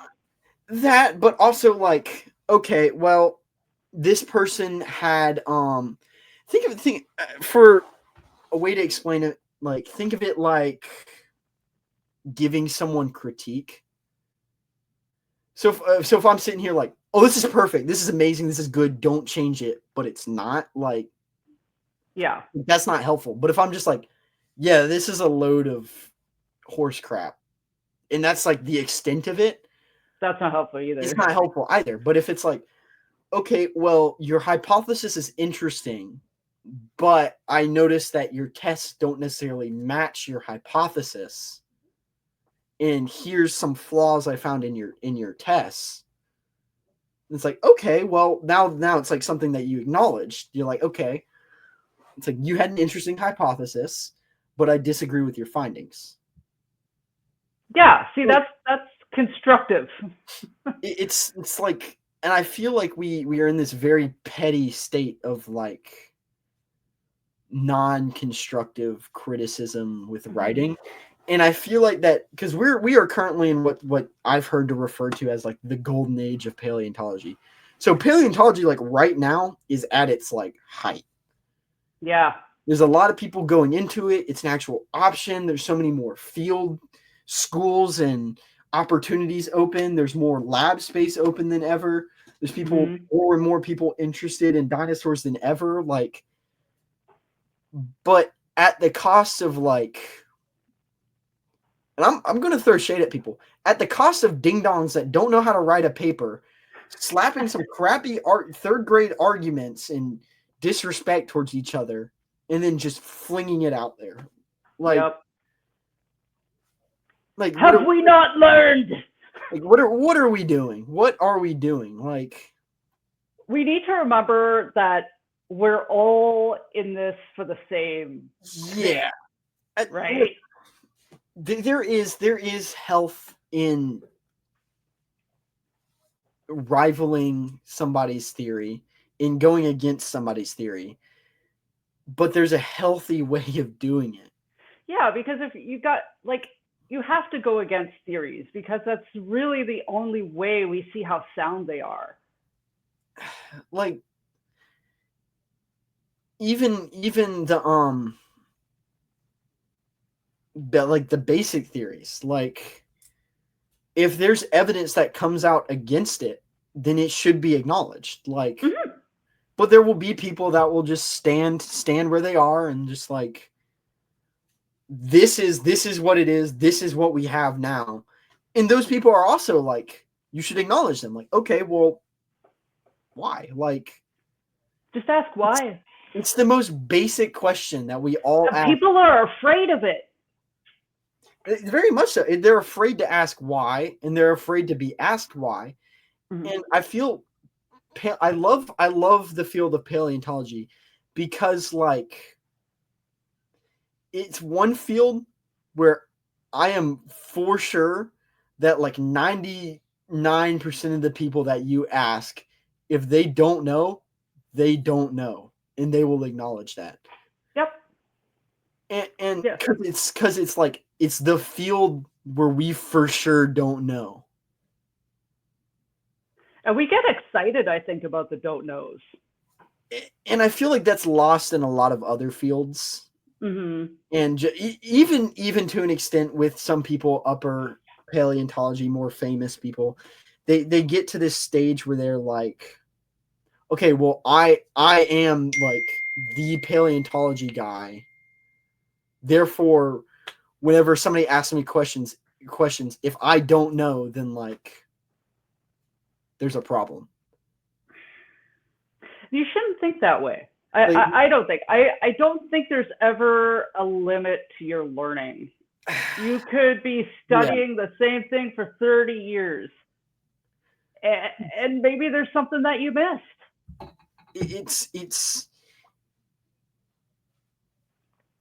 I don't want to say I lose respect for people, because at the end of the day, everybody deserves basic human decency. But like beyond that, respect beyond just basic human decency can very well be lost. Like, yeah, like I don't think you should have to respect somebody simply because they're well known in something.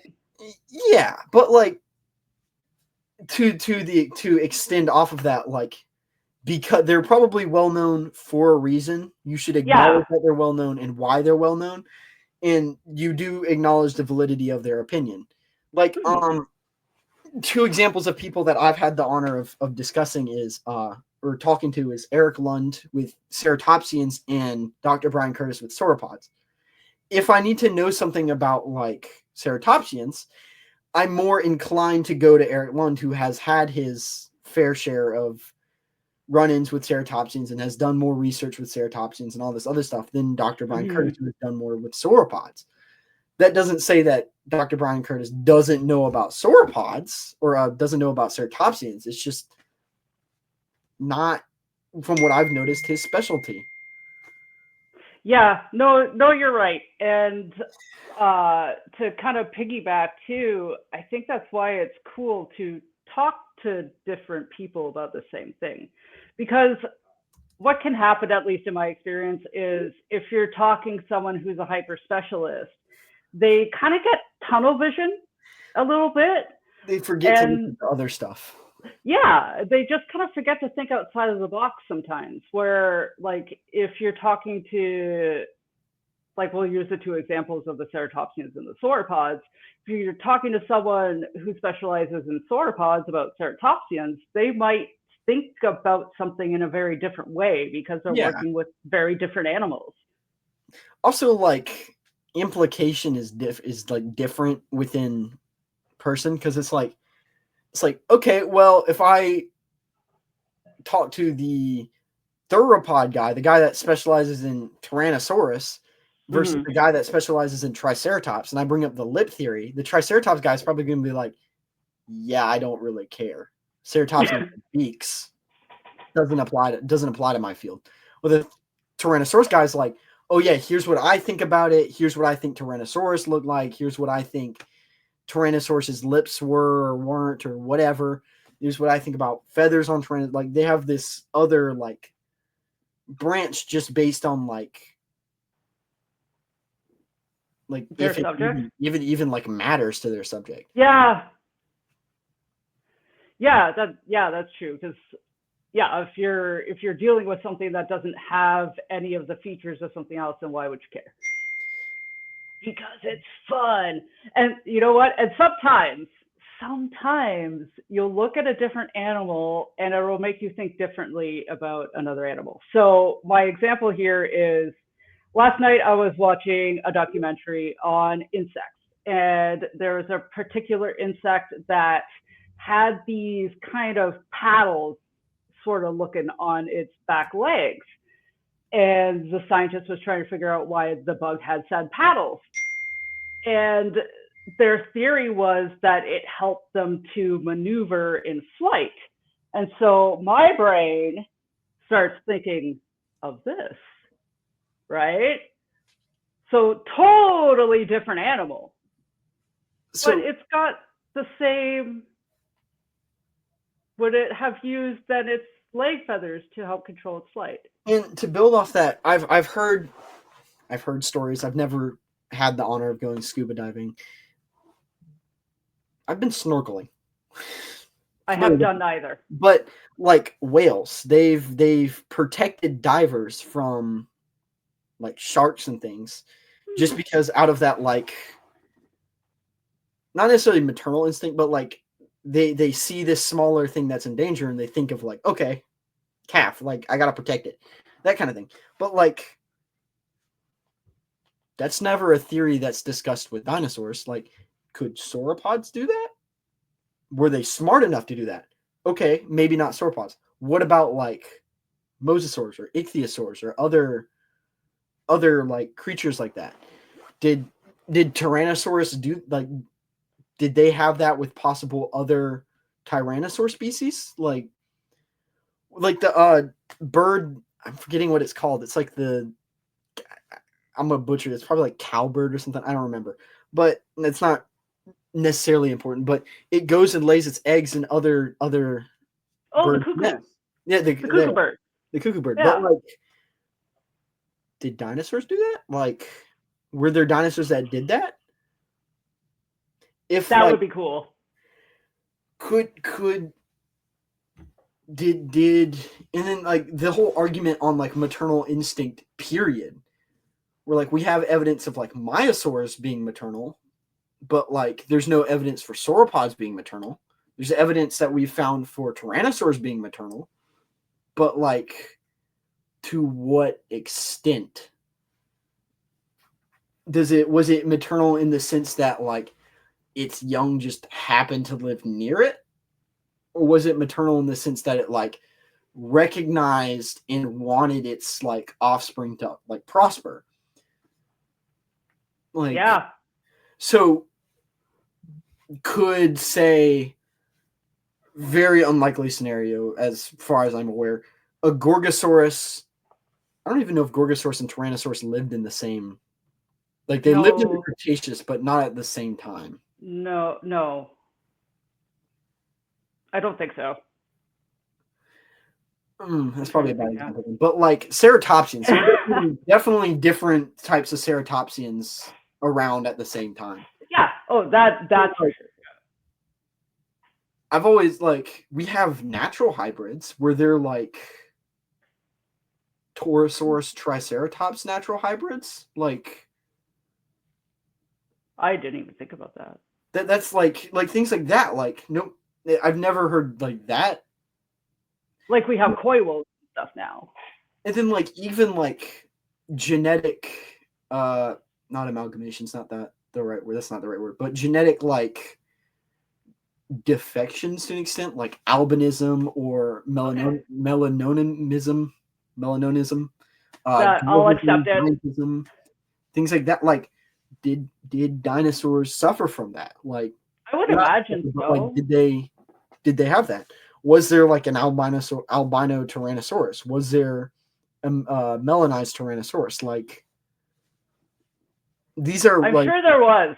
You know, like, why not? Why wouldn't there have been? Were there Tyrannosaurs that had to deal with like giantism, like the outliers, right? Yeah, like was there like Goliath the T-Rex like a genetic dysfunction, like things like that? That's probably a bad example because I haven't researched that and we don't have enough of it to actually.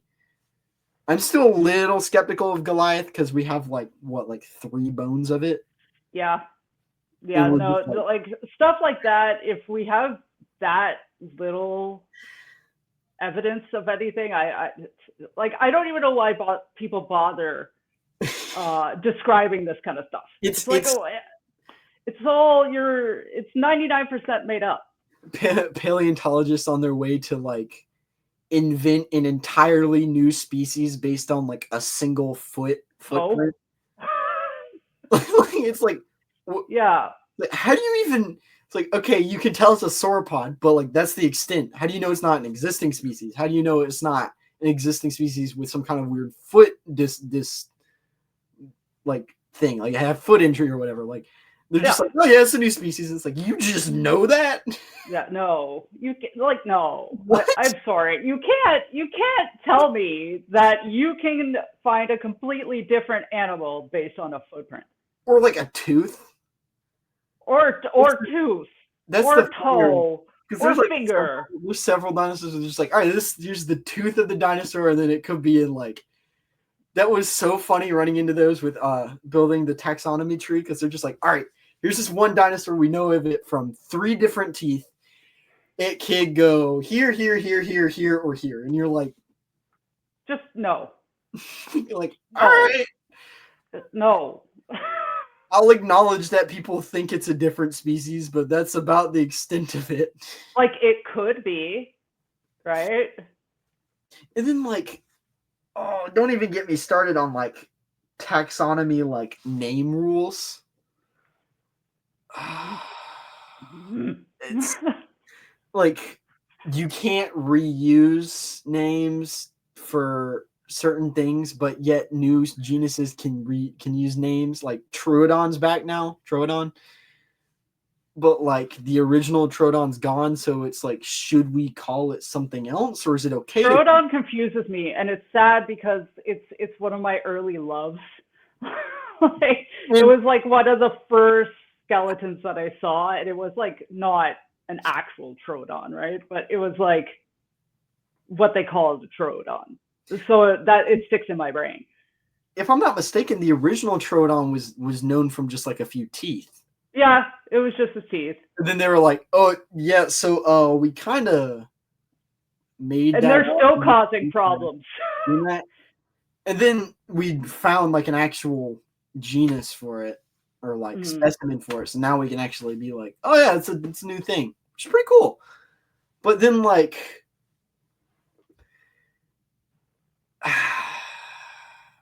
I have a love-hate relationship with especially sauropods. I know it a lot. I see it a lot more in sauropods. They're willing to give them like 4 names. The sauropods confuse me. I'm not gonna lie. Like, I know a lot of people in paleo are like, it's all about the sauropods, and I'm like, it makes my head spin, because I'm like, I was putting it together, and then I'd be like, oh, look, like 6 species. And then there's actually just like 6 different names for one species. And I'm like,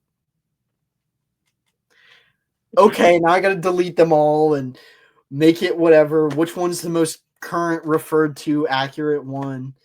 That's why I'm so impressed that you're even attempting to do this. And that's like, we, when on Prehistoric Live, you were there with Dr. Locaris. He was talking about how it was Ultrasaurus and one more. I forgot the other sauropod. Supersaurus? Not Supersaurus, because that was what it became, but like other dinosaurs. Right, okay. So it was Ultrasaurus and I'm blanking on the other one, but it's another sauropod that he got rid of he got rid of them. Are you talking about Brontosaurus? Well, Brontosaurus is another one, but I feel like that's a prime example. Like, okay, so we have Supersaurus, but like Ultrasaurus is still a name. Seismosaurus is still a name. If we discover new sauropods, they should be allowed to use those names. I don't see why not. And that's something like, it's like, but then people are like, oh no, it has to be a new name because those already refer to something. But I'm like, we did that with Brontosaurus. Brontosaurus used to be a Podosaurus. And then the heads were wrong, and then we swapped them, and they were like, okay, it doesn't exist. And we found something new, and they're like, it's Brontosaurus. Just kidding. Brontosaurus, call it Brontosaurus. And then even Brontosaurus has like 3 different species of Brontosaurus now. It's like, why can't we do that with other dinosaurs? Why can't we bring Seismosaurus and Ultrasaurus back? Like, I see no reason why we can't. Granted, you can't, like, you shouldn't refer to, if you do change the name or give it to a different species, then you do have to make that distinction that it's like, okay, it no longer is another name for Supersaurus. But that's where the species name comes in, right? Because Supersaurus is a genus. So, right? I'm not wrong there. I said that so fast that I was like, wait, imposter syndrome setting in. I'm going to fact check you real quick. Super...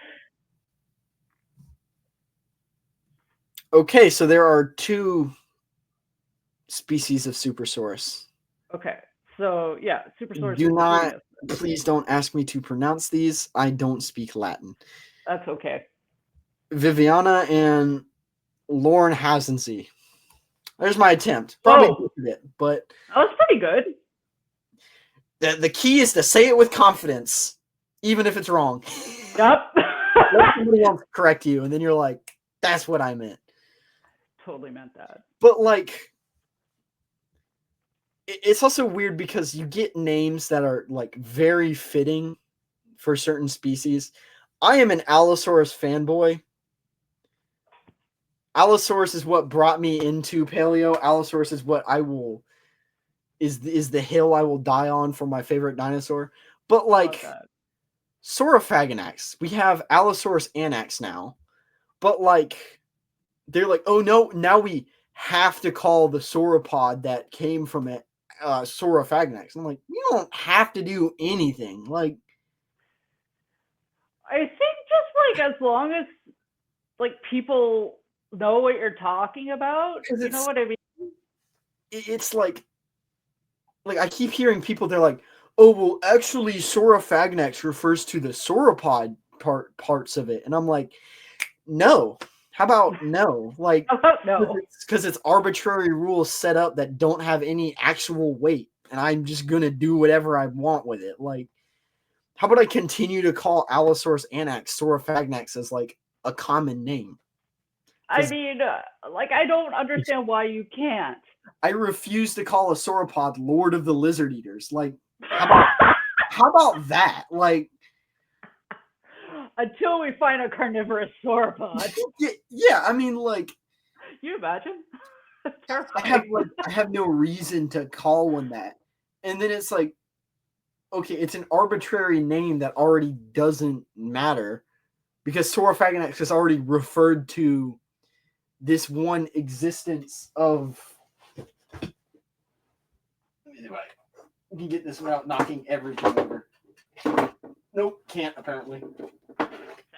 Because Saurophaganax is already its own like distinction that they have had for so long of this larger allosaur that's not necessarily an allosaur, but the like extension of allosaur. I mean, but then they're just like, well, no, it's actually 2-3 species sauropod and then a different allosaur, but it's not fragilis, it's not Gymnodazon, it's not I was about to say anax, but it is anax. It's definitely not Europus. But like no. But then they're like, well, it's a new thing of Allosaurus. And then they're like, okay, well, what if we call it Allosaurus anax? Okay, what if I call it Allosaurus saurophaganax? How about I just don't care? Like, it's a weird thing because it's like naming somebody. It's like, okay, I'm willing to acknowledge that Saurophaganax as its own species is no longer a thing. And Allosaurus anax has taken on it that role. Mm-hmm. But the same way you call like somebody named Billy Bill, why can't it have a nickname? I like that. And like if the name doesn't make sense for the animal anymore, like you said, like why would you call a sauropod like whatever, eater of the lizards, giant lizards or whatever? Like Lord of the Lizard Eaters. There it is. But then it's like, could you imagine if we were like, oh, actually Stegosaurus was wrong and it's actually, I'm just throwing out this is there's no basis for what I'm saying. But they're like, actually we found that 95% of the bones in Stegosaurus is actually from some new species that's an extension of Ceratosaurus. So then they're like, all right, this new Ceratosaurus is like roofed lizard, but it's like a ceratosaur? No. I could see a ceratosaur having roofed lizard. Yeah. I guess. But I get what you're saying. Like calling an ankylosaur Acrocanthosaurus. Like ankylosaurs are famous for being like tiny, thin, like just like compact tanks, not high spine. Like yeah. I think if it doesn't fit anymore, it needs to be changed. Yeah. Like completely changed. There's like it's like, but then even let's see if I can remember one off the dome. If actually Brontosaurus is a huge example of that. Command F.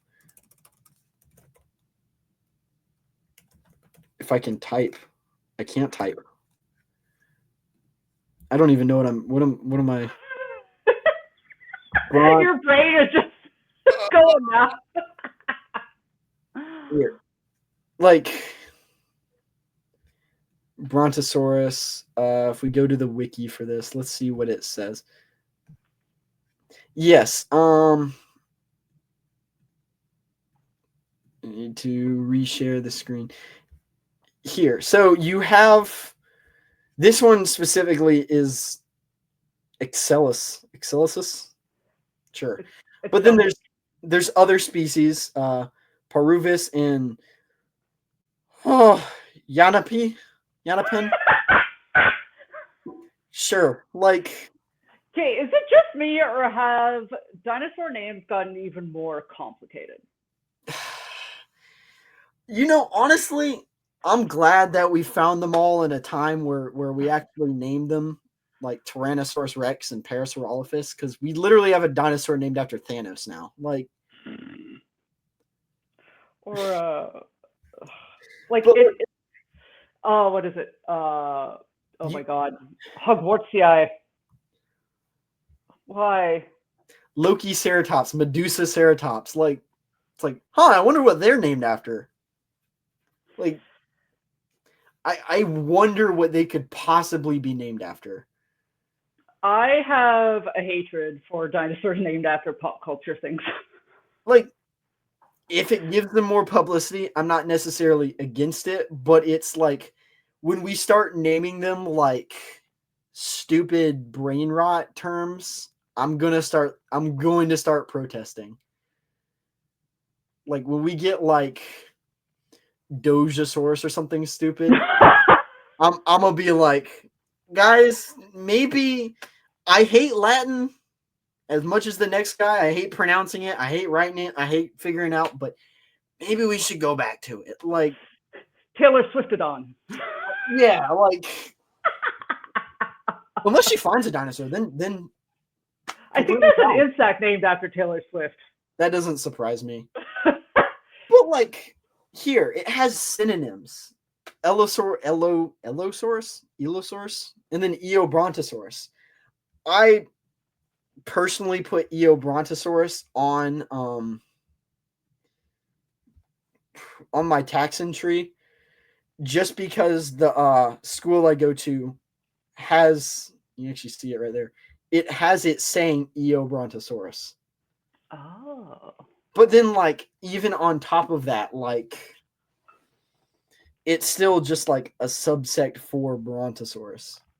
So like why can't other dinosaurs have multiple names? I wish I could answer your question. It's like the answer is like because some petty taxonomist made some rule 60 and got butthurt because their thing got its name changed, and he was like, well, then nobody can change its name. Like, okay. Yeah. It's like it's the same thing with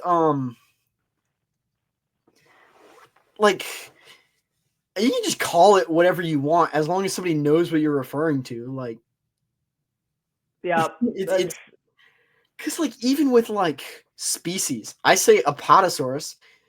When was the last time, or like Brontosaurus, when was the last time somebody referred to it by name, like the full name? It's like, oh yeah, when was it, like Brontosaurus excelsus, like not often, unless somebody's specifically writing a paper about it. I don't see it. I don't hear it. I just hear Brontosaurus.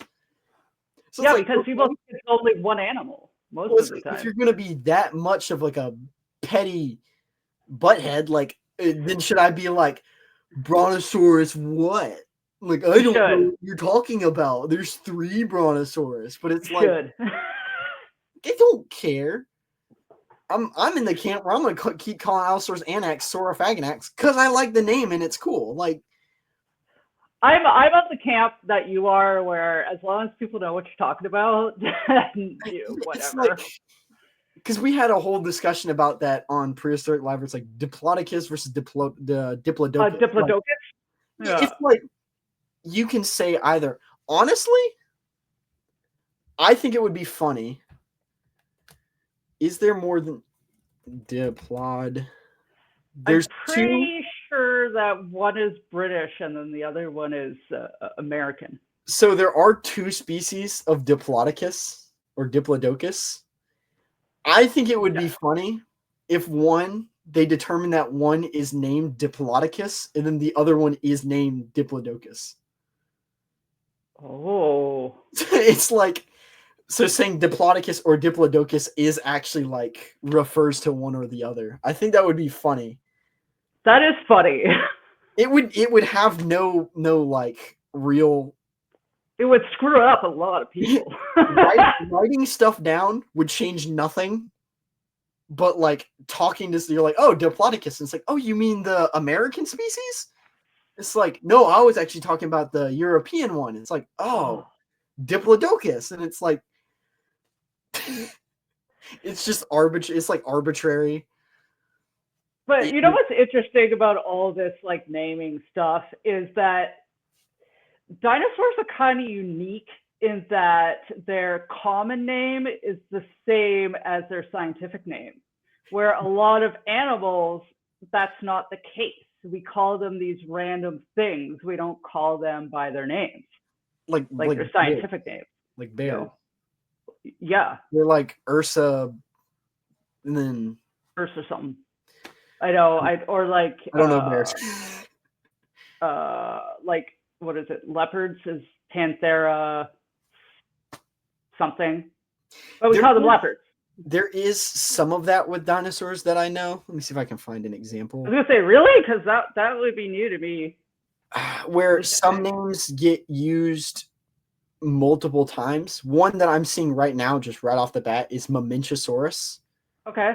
So there's 1, 2, 3, 4 Mamenchisaurus. But those are all genus? They're all different species, but there isn't like, they're not the same. They're within the same like Mamenchisaurid or Mamenchisauridae. Yeah, Mamenchisauridae, but like they're different. So but they're all Mamenchisauruses, which is weird. So are you saying like they're all the same? Well, like genus, like how we have 2 different Diplodocus. I think most of the time it is like I would talk about this with Eric Lund, how it is like where you find them in the ground. So like that main example was Triceratops, Hortus, or Porosus. They didn't live at the same time, but like do not quote me on this. I'm not the authority on this. I'm just saying this because it's whatever. Porosus comes before Hortus geologically, but then there was enough of a change to where it's a different species technically, or like subspecies or whatever. I think it's that with Mamenchisaurus. So they are still all Mamenchisaurus, but they're like not the same Mamenchisaurus. Yeah, I got you. Makes sense. No, it does make sense, and that's why when talking about, especially when it comes to T-Rex, I don't like to say Tyrannosaurus. I say Tyrannosaur. It just because because if you're it's like, I don't know why we keep swinging back to T-Rex, but we do. It's just the easy example that it is. But like, even you're like, oh, Tyrannosaurs. It's like, okay, are you talking about plural, a group of like Tyrannosaurus Rex, or are you talking about like Appalachosaurus, Nucosaurus, Nanotyrannus, T-Rex, Macranus, like? But people don't realize that those are all Tyrannosaurs. Yeah, they're all Tyrannosaurs, but they're not Tyrannosaurus Rex. Exactly. Which is like the weird, which is like which complicates it all. It does. But that's why like but I'm a fan of these scientific names. I like that the dinosaur ones, for the most part, are somewhat easy to differentiate. They're easy Um, enough, and they're all close enough mhm. to where it's like, so like even with the Mamenchisaurus example, they're all still, as far as I'm aware, they're all still Mamenchisaurus. So it's not like you said with leopards where they're called like panthers. Like that is a Mhm. completely different animal. It's not like we're calling a Mamenchisaurus an Apatosaurus. It's No, still a exactly. Mamenchisaurus. It's just a different one. Like, And that's what's kind of special with dinosaurs and paleontology, because I read into that a lot with insects, where the science center was trying to change the labels to just say more or less the common names as opposed to their scientific names. Uh, but that doesn't work. it should be both. It should be both. Yeah, it should be Have both. a scientific name, and then they're like, if it has a common name, common name. Like, Yeah, because it gets confusing. It gets so confusing. yeah, because like even like personalized nicknames for specific uh like a specific, is it a holotype where it's like one specific set of, The like main guy yeah, that everything's kind of compared to. well like even with like we keep going back to Tyrannosaurus, but like there's not one Tyrannosaurus. There's like No. Scotty, Sue, even Goliath to some extent. Like there's all these other different individuals. Like even that to an extent is like, okay, so you have the scientific name of Tyrannosaurus Rex. Is a bad example because, well, like no, even not like the scientific name is Tyrannosaurus Rex, common name T-Rex, and then like you could have like specialized name or like the name of the specific like individual. Mm-hmm. Like Yeah. honestly, I'm a fan of naming individuals. I think it gives more character and personality and life to it. Like it also makes it way easier to like find out about that one dinosaur. So like T-Rex is a good, like we keep going back to it, but it's just an overall good example. So like it's like, okay, well, you're like, it's probably a bad example because of how well known Tyrannosaurus Rex is, but like if there was like Tyrannosaurus Rex, Tyrannosaurus macrinus, making up the next three, like Tyrannosaurus nanotyrannus, Tyrannosaurus gorgosaurus, like I'm just Yeah. making those up. Those aren't the official names of anything, but like if those were other species under the genus of like Tyrannosaurus, Mm-hmm. having like names like that where you're like, okay, well, you may not know the like species, like the specific species, but you're like, okay, well, Sue. What is Sue? Okay, Sue's a Tyrannosaurus Rex. Like, okay, so then that helps me go into research of Tyrannosaurus Rex. Mm-hmm. But if like if let's say we are of the camp where there's multiple species of Tyrannosaurus, right? And if you go like, okay, well, what is Sue? And someone says that it's a Tyrannosaurus Rex, but she's not. She's a Tyrannosaurus, whatever. Macrinus or whatever, yeah. Yeah. Then that's where the confusion happens. But the like fun part about this, about that, have that like one specific specimen having like a set name. Big Al is the prime example of this.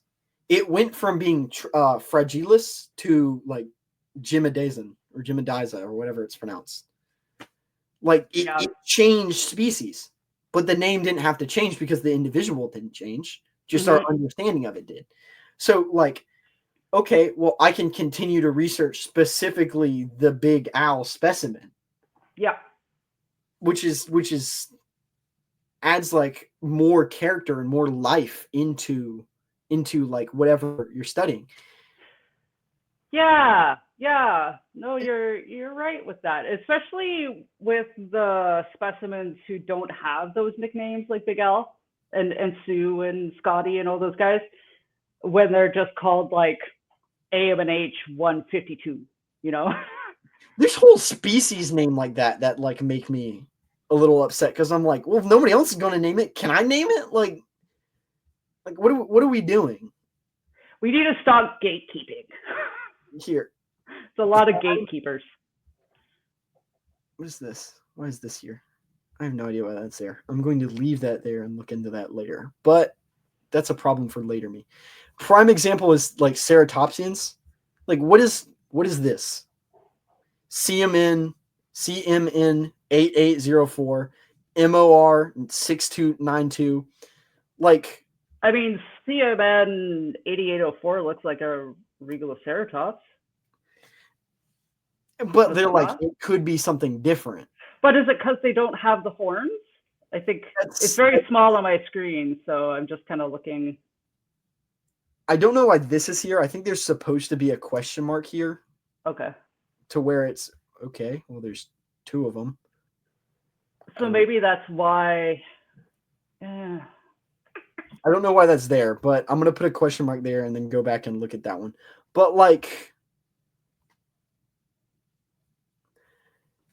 they also could be doing that so they're not like, okay, we named this species and then now a species doesn't exist. Yeah. So they're like, it could be a different species, but we're not quite sure. We need to do further research. That could be what it means. Could be. But then on top of that, like, okay, well, if that is the only specimen of that individual, like you're kind of just like wet towel tossing it in the corner so you don't have to deal with it. Like it's like nobody cares about it because it's just a bunch of numbers and letters. It has no personality. Nobody cares about it. Nobody wants to look into it because it has nothing going for it. But like CMN 8804, if they called it just off the dome like Camden, mm-hmm. Then you're like, okay, well, what is Camden? Like, it gives it a name. Because, like, if you're talking to a little kid, and if you don't have a species name, but you're like, CMNN 8804, they're going to be like, what? I don't care. What? I don't care. Silly numbers and letters. Like, it doesn't mean anything. I mean, it means something, but, like, to the general masses, it doesn't mean anything. No, that number just is for their catalog. It's for the museum. It's not for anything outside of that. It's like, I mean, I am a huge fan in like enthusiast of giving individuals names, because regardless of if it is a valid species or not, or if it is a new species or an old species, it still has that like character as a species, like it as gives an you more connection. Yeah. I think of it like the clones from Star Wars, which is just a weird example. Yeah, no, it's not.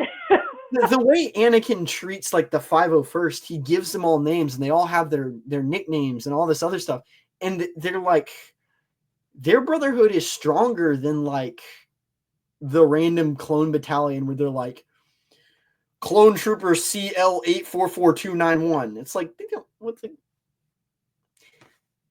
And like, think about it like as an individual, as a person. Like, okay, well, you have a name, you're Amanda, but what if I refer to you as like AM11242? It's like, that would be pretty depressing. Sound like a robot. It gets pretty depressing pretty fast, because it's like, okay, well, I'm just a bunch of numbers and stuff. Like, granted, that's what Social Security does, makes you a bunch of numbers, but different discussion for a different day. But like, I'd like, we're trying to get people excited about this stuff, right? And I do agree with you there. Like, as much as I am like a number in a database for Social Security, I am still Eric Crawford. Like, I am still an individual, and I think we should do that for dinosaurs. Like, I like that. Even if it gets complicated when we have a lot of individuals. It does, and I mean, there's going to be repeats inevitably at that point, because I mean, that's how people are. Like, you will have common names and uncommon names, but like it still gives it more of a personality than like naming it a bunch of numbers and letters. Yeah, I agree with you. And even if they don't know, like, let's say hypothetically, like CMN 8802, is that what it was? It was 88 something.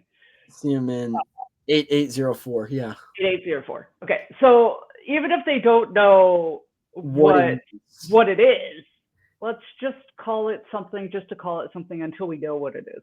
Yeah, like obviously you don't want to give it like an official species. I see why they don't want to give it an official species name or anything else.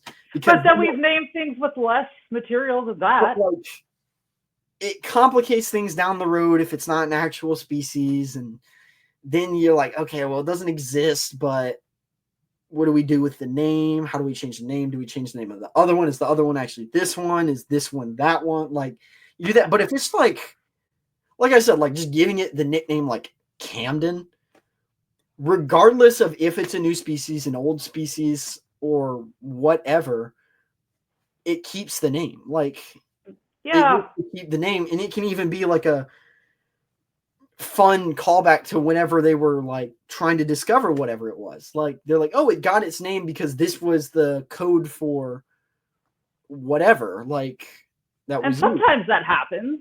You know, sometimes that happens where we'll find something out in the field and the jacket will be labeled with a nickname.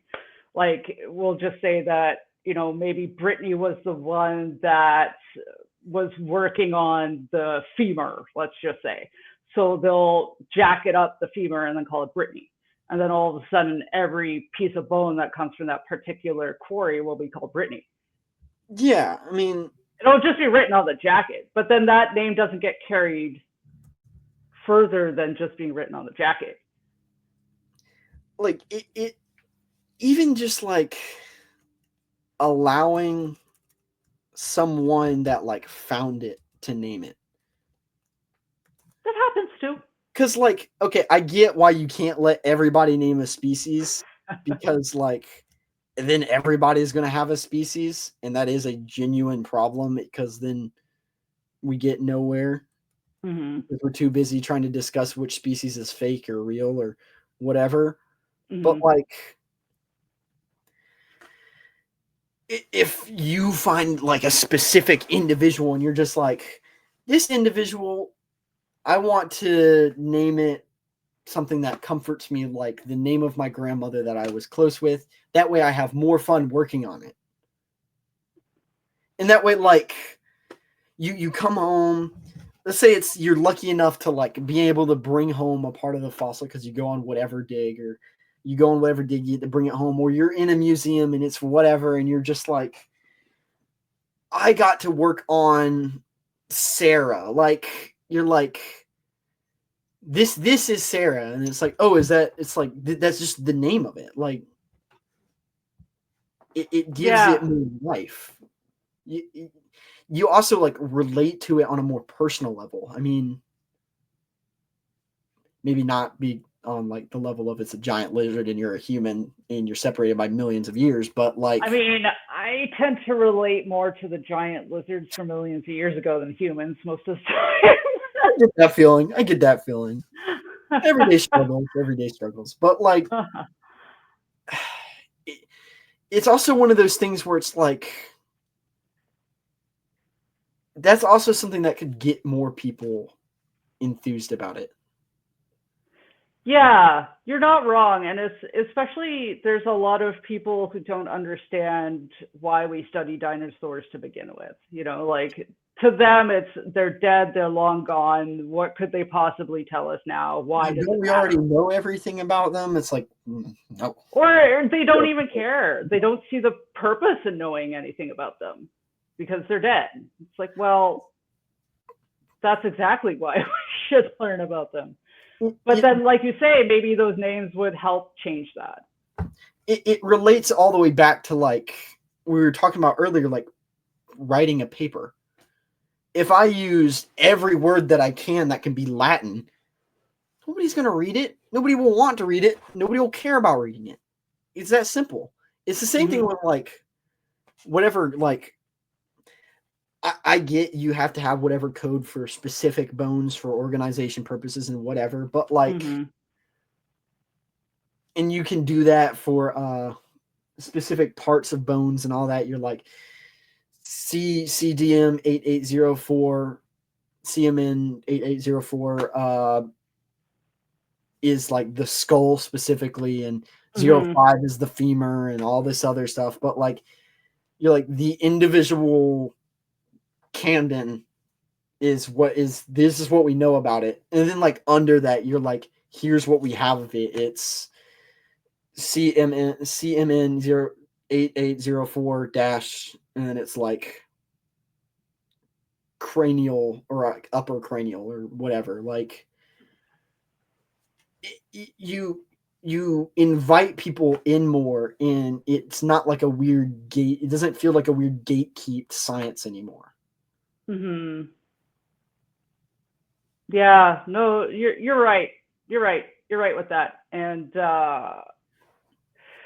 it also is true with live animals.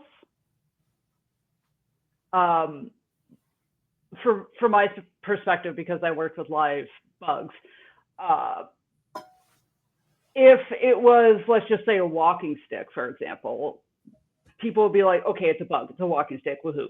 But then with our tarantulas, they would have names, and people would be more connected to that. Or I was even asked with our cockroaches, and we had a colony of 1,000 at one point. And I've had people ask me what the cockroaches' names are. So you're not wrong. You're not wrong. But also, like, that was the glory of Walking with Dinosaurs, is that they were like, this is the story of this individual. And it showed how successful that was.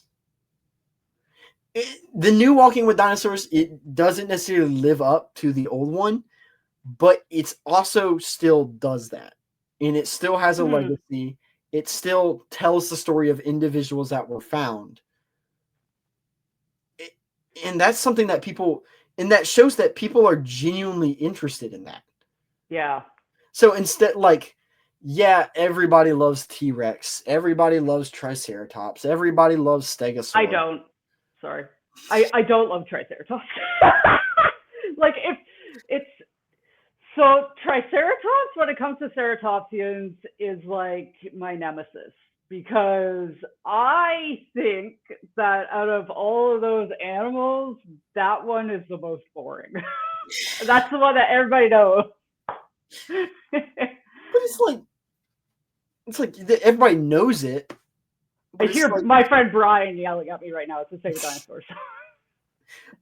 What good is knowing it if you can't tell the story? It's like, imagine if we told the story of like in any book, literally any fiction book, like Harry Potter is like, imagine if we told the story of Harry Potter, but instead of referring to him as Harry Potter, he was like Hogwarts student 11421. Like, I'm not reading that book. I don't care. And then it's like not even the story of like his story. It's just like, this is the environment he was in. These are possible complications he could have had. Yeah. This is possibly what he did. Didn't the new Walking with Dinosaurs kind of do that though? Like, I'm thinking back, like they didn't focus on specific specimens this time around, right? They did focus on specific specimens, but instead of telling a story, they did kind of just like, these are possible things that could have happened. Okay, so that's what I'm feeling then. Yeah, because they had the story aspect. I just felt like it was toned down a little bit. Yeah. Because it wasn't like with the original Walking with Dinosaurs, like with the Ballad of Big Al, where, you could go to the Museum of the Rockies and be like, I want to see Big Al. And they'll know who you're talking about. I feel like the original Walking with Dinosaurs, as much as it is somewhat a documentary, it is also historical fiction. Like, Mm-hmm. and I feel like that's something that they should just have just tunnel visioned historical fiction. Like, to an extent, you should adhere to paleo records and all this other stuff. So don't have like a Spinosaurus hunting a Brachiosaurus. Like, Yeah. make it make sense. But like, I was watching the Spinosaurus episode. I'm like, this is like they're actually telling the story of this Spinosaurus going on this journey. Like they tell that story, and they are making stuff up, but like I felt like the stuff that they were making up was just like, oh yeah, here's the possible complications of Yeah. like, what a Spinosaurus could have gone through. But I guess maybe because we don't, like, as far as Spinosaurus goes, we don't have that much material about specific pathologies and things of that nature. Yeah, Spinus people. I am gonna. We have enough Spinosaurus material to have possibly 3 different species of Spinosaurus. So, like, Spinosaurus B is still up for debate. Sigmelosaurus and Oxalia are still up for debate. But we already have 2. So we have, like, there's 2 separate species of Spinosaurus. Like, there's enough material.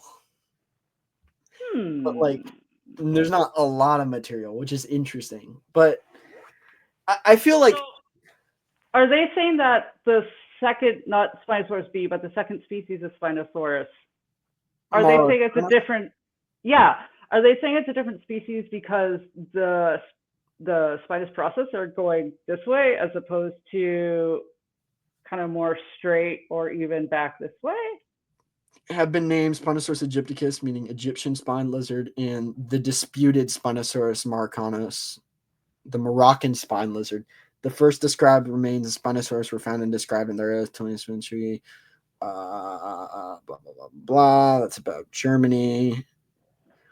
Fragmented additional remains from Bahariya, probably butchered that, including vertebrae and hind limb bones, were designated by Stromer as Spinosaurus B in 1934. Yeah, that's 1934. Stromer considered them different enough to belong to another species, but this has been... But is that the material that got blown up? I think so. Originally, so Maroccanus, originally described by Dale Russell in 1992 as a new species based on the length of its neck vertebra. Specifically, Russell claimed that the ratio of the length of the centrum, body of vertebra, of the height of the posterior... See, like, I feel like I'm just reading a book in Latin. Posterior articulated facet was 1.1 in Spinosaurus aegypticus and 1.5 in S. maroccanus. So it's literally just like the ever slightest different in like the vertebra. That, you know what? You could look at my vertebra, and if you were to study my vertebra and compare it to your vertebra, they would be different. They would be different. They would be astronomically different. Well, like... That doesn't make me a different species. No. I'm the same species as you. Well, I just have differences. Even like to an extent of like sexual dimorphism. Mm-hmm. How do we know that the male or female of Spinosaurus aegypticus wasn't just larger? I mean, look at birds. Look at like humans. If you were to look at the average, like the male tends to be like even the body structure, like men tend to have wider chests and like smaller like hip area. Women tend to have larger hip area And it's like you can look at like, so again, it is debated, but there, as far as, I should have probably kept Reading, but Reading. Yeah, I can. I English so well. I know. I English well too. Are master species are currently non-identifiable at the generic level. Okay. So yes and no. There are 2 species, but debatable. Debatable. That's up for your interpretation. I personally cool. Another species, more variety. I'm cool with it, but needs more research. But like even like Oxali or Sigmelosaurus or Sigillosaurus, where it's like they're different continents. As far as I'm aware, I think Oxali was found in Brazil. I could be fibbing about. Oh God, that's okay. I'm not good with geography, so don't worry about it. So I mean, it's if somebody wants to correct me in the comment section, I'm pretty sure Oxalia. Actually, I can pull up the wiki right here. Oh, actually, Oxalia's name. Yep, it was found in Brazil. Woohoo! Yeah, look at you. I think that gives it like enough differentiation to consider it a new species. Where's Sigmilosaurus? Yeah, okay, so Sigillomasosaurus is a possible synonym for Maricanus. Oh, see? So like there's so like you could just sit here and look at that for like hours and just like go crazy. I try to avoid that because I like my sanity to an extent. Oh, I lost mine a long time ago. Yeah. But I think the final question that I have for you right now, before we wrap this up and end it, is why dinosaurs? Why prehistoric life? Question I've been trying to answer my whole life. I really don't know. You know, we were talking about just saying when you don't know, and I don't know. I don't know exactly what it is, but there's something about it. And I don't know if you've heard of the Why Dinosaurs film. That's why I started asking that question. Yes. Okay. So even after watching that, because I have seen it, I still don't know. All I can tell you is that the passion is like something I have never seen with anything else. And that's me and everyone else in this community. Like we cry over like seeing a skeleton. Like there's nobody else does that. I was standing with a group of I'm sure friends. Some people do, but it's not for the same reason. I haven't seen it yet. I was staying with a group of paleo pals, and we were huddling over this little music box that played the Jurassic Park theme in some place of some sort, bawling, full on crying. I don't know. I really don't. I wish I had a better answer. I mean, I'm waiting on the day to figure out where I can interview myself because I'd love to just like figure out how to do that. I'm just going to make somebody else interview me for their podcast. But if I had to answer that question, it's because it's like literally a dream come true. Yeah. It's a dream as like a little kid for so many people to become a paleontologist, to get to do literally anything with dinosaurs. Like, but why even from the beginning? Is just,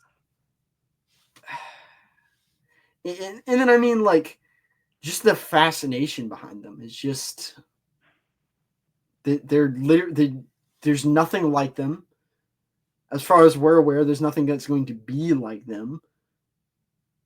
Like, they're the most successful group of animals on our planet. They're the most successful group of animals on our planet that are borderline mythical creatures that might as well not have existed, aside from like Greek mythology. Yeah. So it's like, you telling me that's boring? All right, I don't know what your sense of fun is, but I probably don't. I guess my rebuttal is why not. That's what I'm going to say from now on. I'm just going to say why not. It's my answer. Why not? It's a solid answer. It's a solid answer. But I want to thank you for taking time out of your day to come on and speak to me and all the people that are going to watch this. Oh, it's been a blast. I love doing stuff like this. I really do, and it's nice to do it from my own perspective and my own experiences, and not behind the veil of an organization. I have many goals with this. One in particular is selfish, but pish posh to that one. It's to build a network so I can have fun later on down the road and contact people and be like, hey, let's go do something. But that's future me's deal. One of them is to be able to talk about dinosaurs and have that with more people other than just like me, because like I can only learn so much, and it gets lonely. I only know what to research so much, and there's only so much that I can say. But putting somebody else there is I mean, it can just change how one thing you said could have just completely sparked with somebody literally anywhere in the world. Like, and on top of that, like, as much as I love talking about dinosaurs, one thing I think people or paleontologists don't get to do is talk about like what they have done and what has gotten them into dinosaurs. So it is a little bit of my way to document like people in paleontology so that somebody else can like, because like I would love to hear a story of somebody that's like, I listened to your podcast and I really related to this person and I reached out to them and we're going on a dig. It'll happen. It's like, if somebody does that, that was like, I achieved my goal. If it's even one person, if it's even a thought that one person had, I would put money down that will happen. And if you're thinking about doing it, reach out. You don't know who. Do it. Literally do not know who will respond. You will be surprised who will respond to just random messages. I mean, it's true. Very true. Just, and like, what do you have to lose? You only have stuff to gain. It's like, at worst, they're a jerk and you don't want to deal with them, so you just don't contact them anymore. And then that's like, nothing changed. You just kind of like, all right, well, now I don't want to deal with that person anymore. Yeah. Like, and at best, you could possibly get a job in in the paleo field. You can go out on a dig. You could do all this other stuff. I mean, so just like, if there's two things that I want to put out there in the world, it's keep dreaming and just reach out to people. Like, you don't know who will respond, and your dreams are possible. I've lived it, and I'm not the only one that's lived it. There's other people. You've had people on your podcast. There's probably people watching this in the chat, who knows, that have lived their dream. You know, it's possible. Don't let people tell you it's not. Don't do it. And then also, because we get told a lot that it's not possible, that makes it even more important to reach out to people in this community, reach out to scientists, because they're the ones that are going to be like, keep going. They're going to be the ones that are going to inspire you to keep stepping forward when you think you can't handle it anymore. It's like, I hope one day that I can be a resource for somebody. You will. You are. Like, you are. You already are. Like, even just the interviews that you've done already, from what you share on social media, you are. I mean, it's like I'm just hoping that like for what Brian Curtis did for me, being the first ever paleontologist that I ever got to interview, to just answer a simple message for him, which was probably another normal Tuesday, completely shifted my like view of the science of it, and it kept me in it. And I'm just hoping that somebody is getting that from this, that even if it is not me, that it's you or somebody else that I've interviewed or going to interview. I mean, that's my hope with this. That's my main goal with this podcast. I love that. I really do. Keep inspiring people. Along with networking. I love networking. And networking. It's just fun to talk to people. So, But do you have any final things, the final thoughts, final words you want to say? I just want to reiterate, keep dreaming and don't give up. Keep dreaming and don't give up. 100%. It is possible. Yep, it is. It is possible. You can make a life out of it. Yep. But again, that is all from me. That is all from you for right now. I'll probably get you back on and one day and work on that. I got a lot of people I gotta get back on and get on for the first time, and but I love it, so it's not work. Good. But I'm your host, Eric Crawford. This has been the Prehistoric Life Podcast.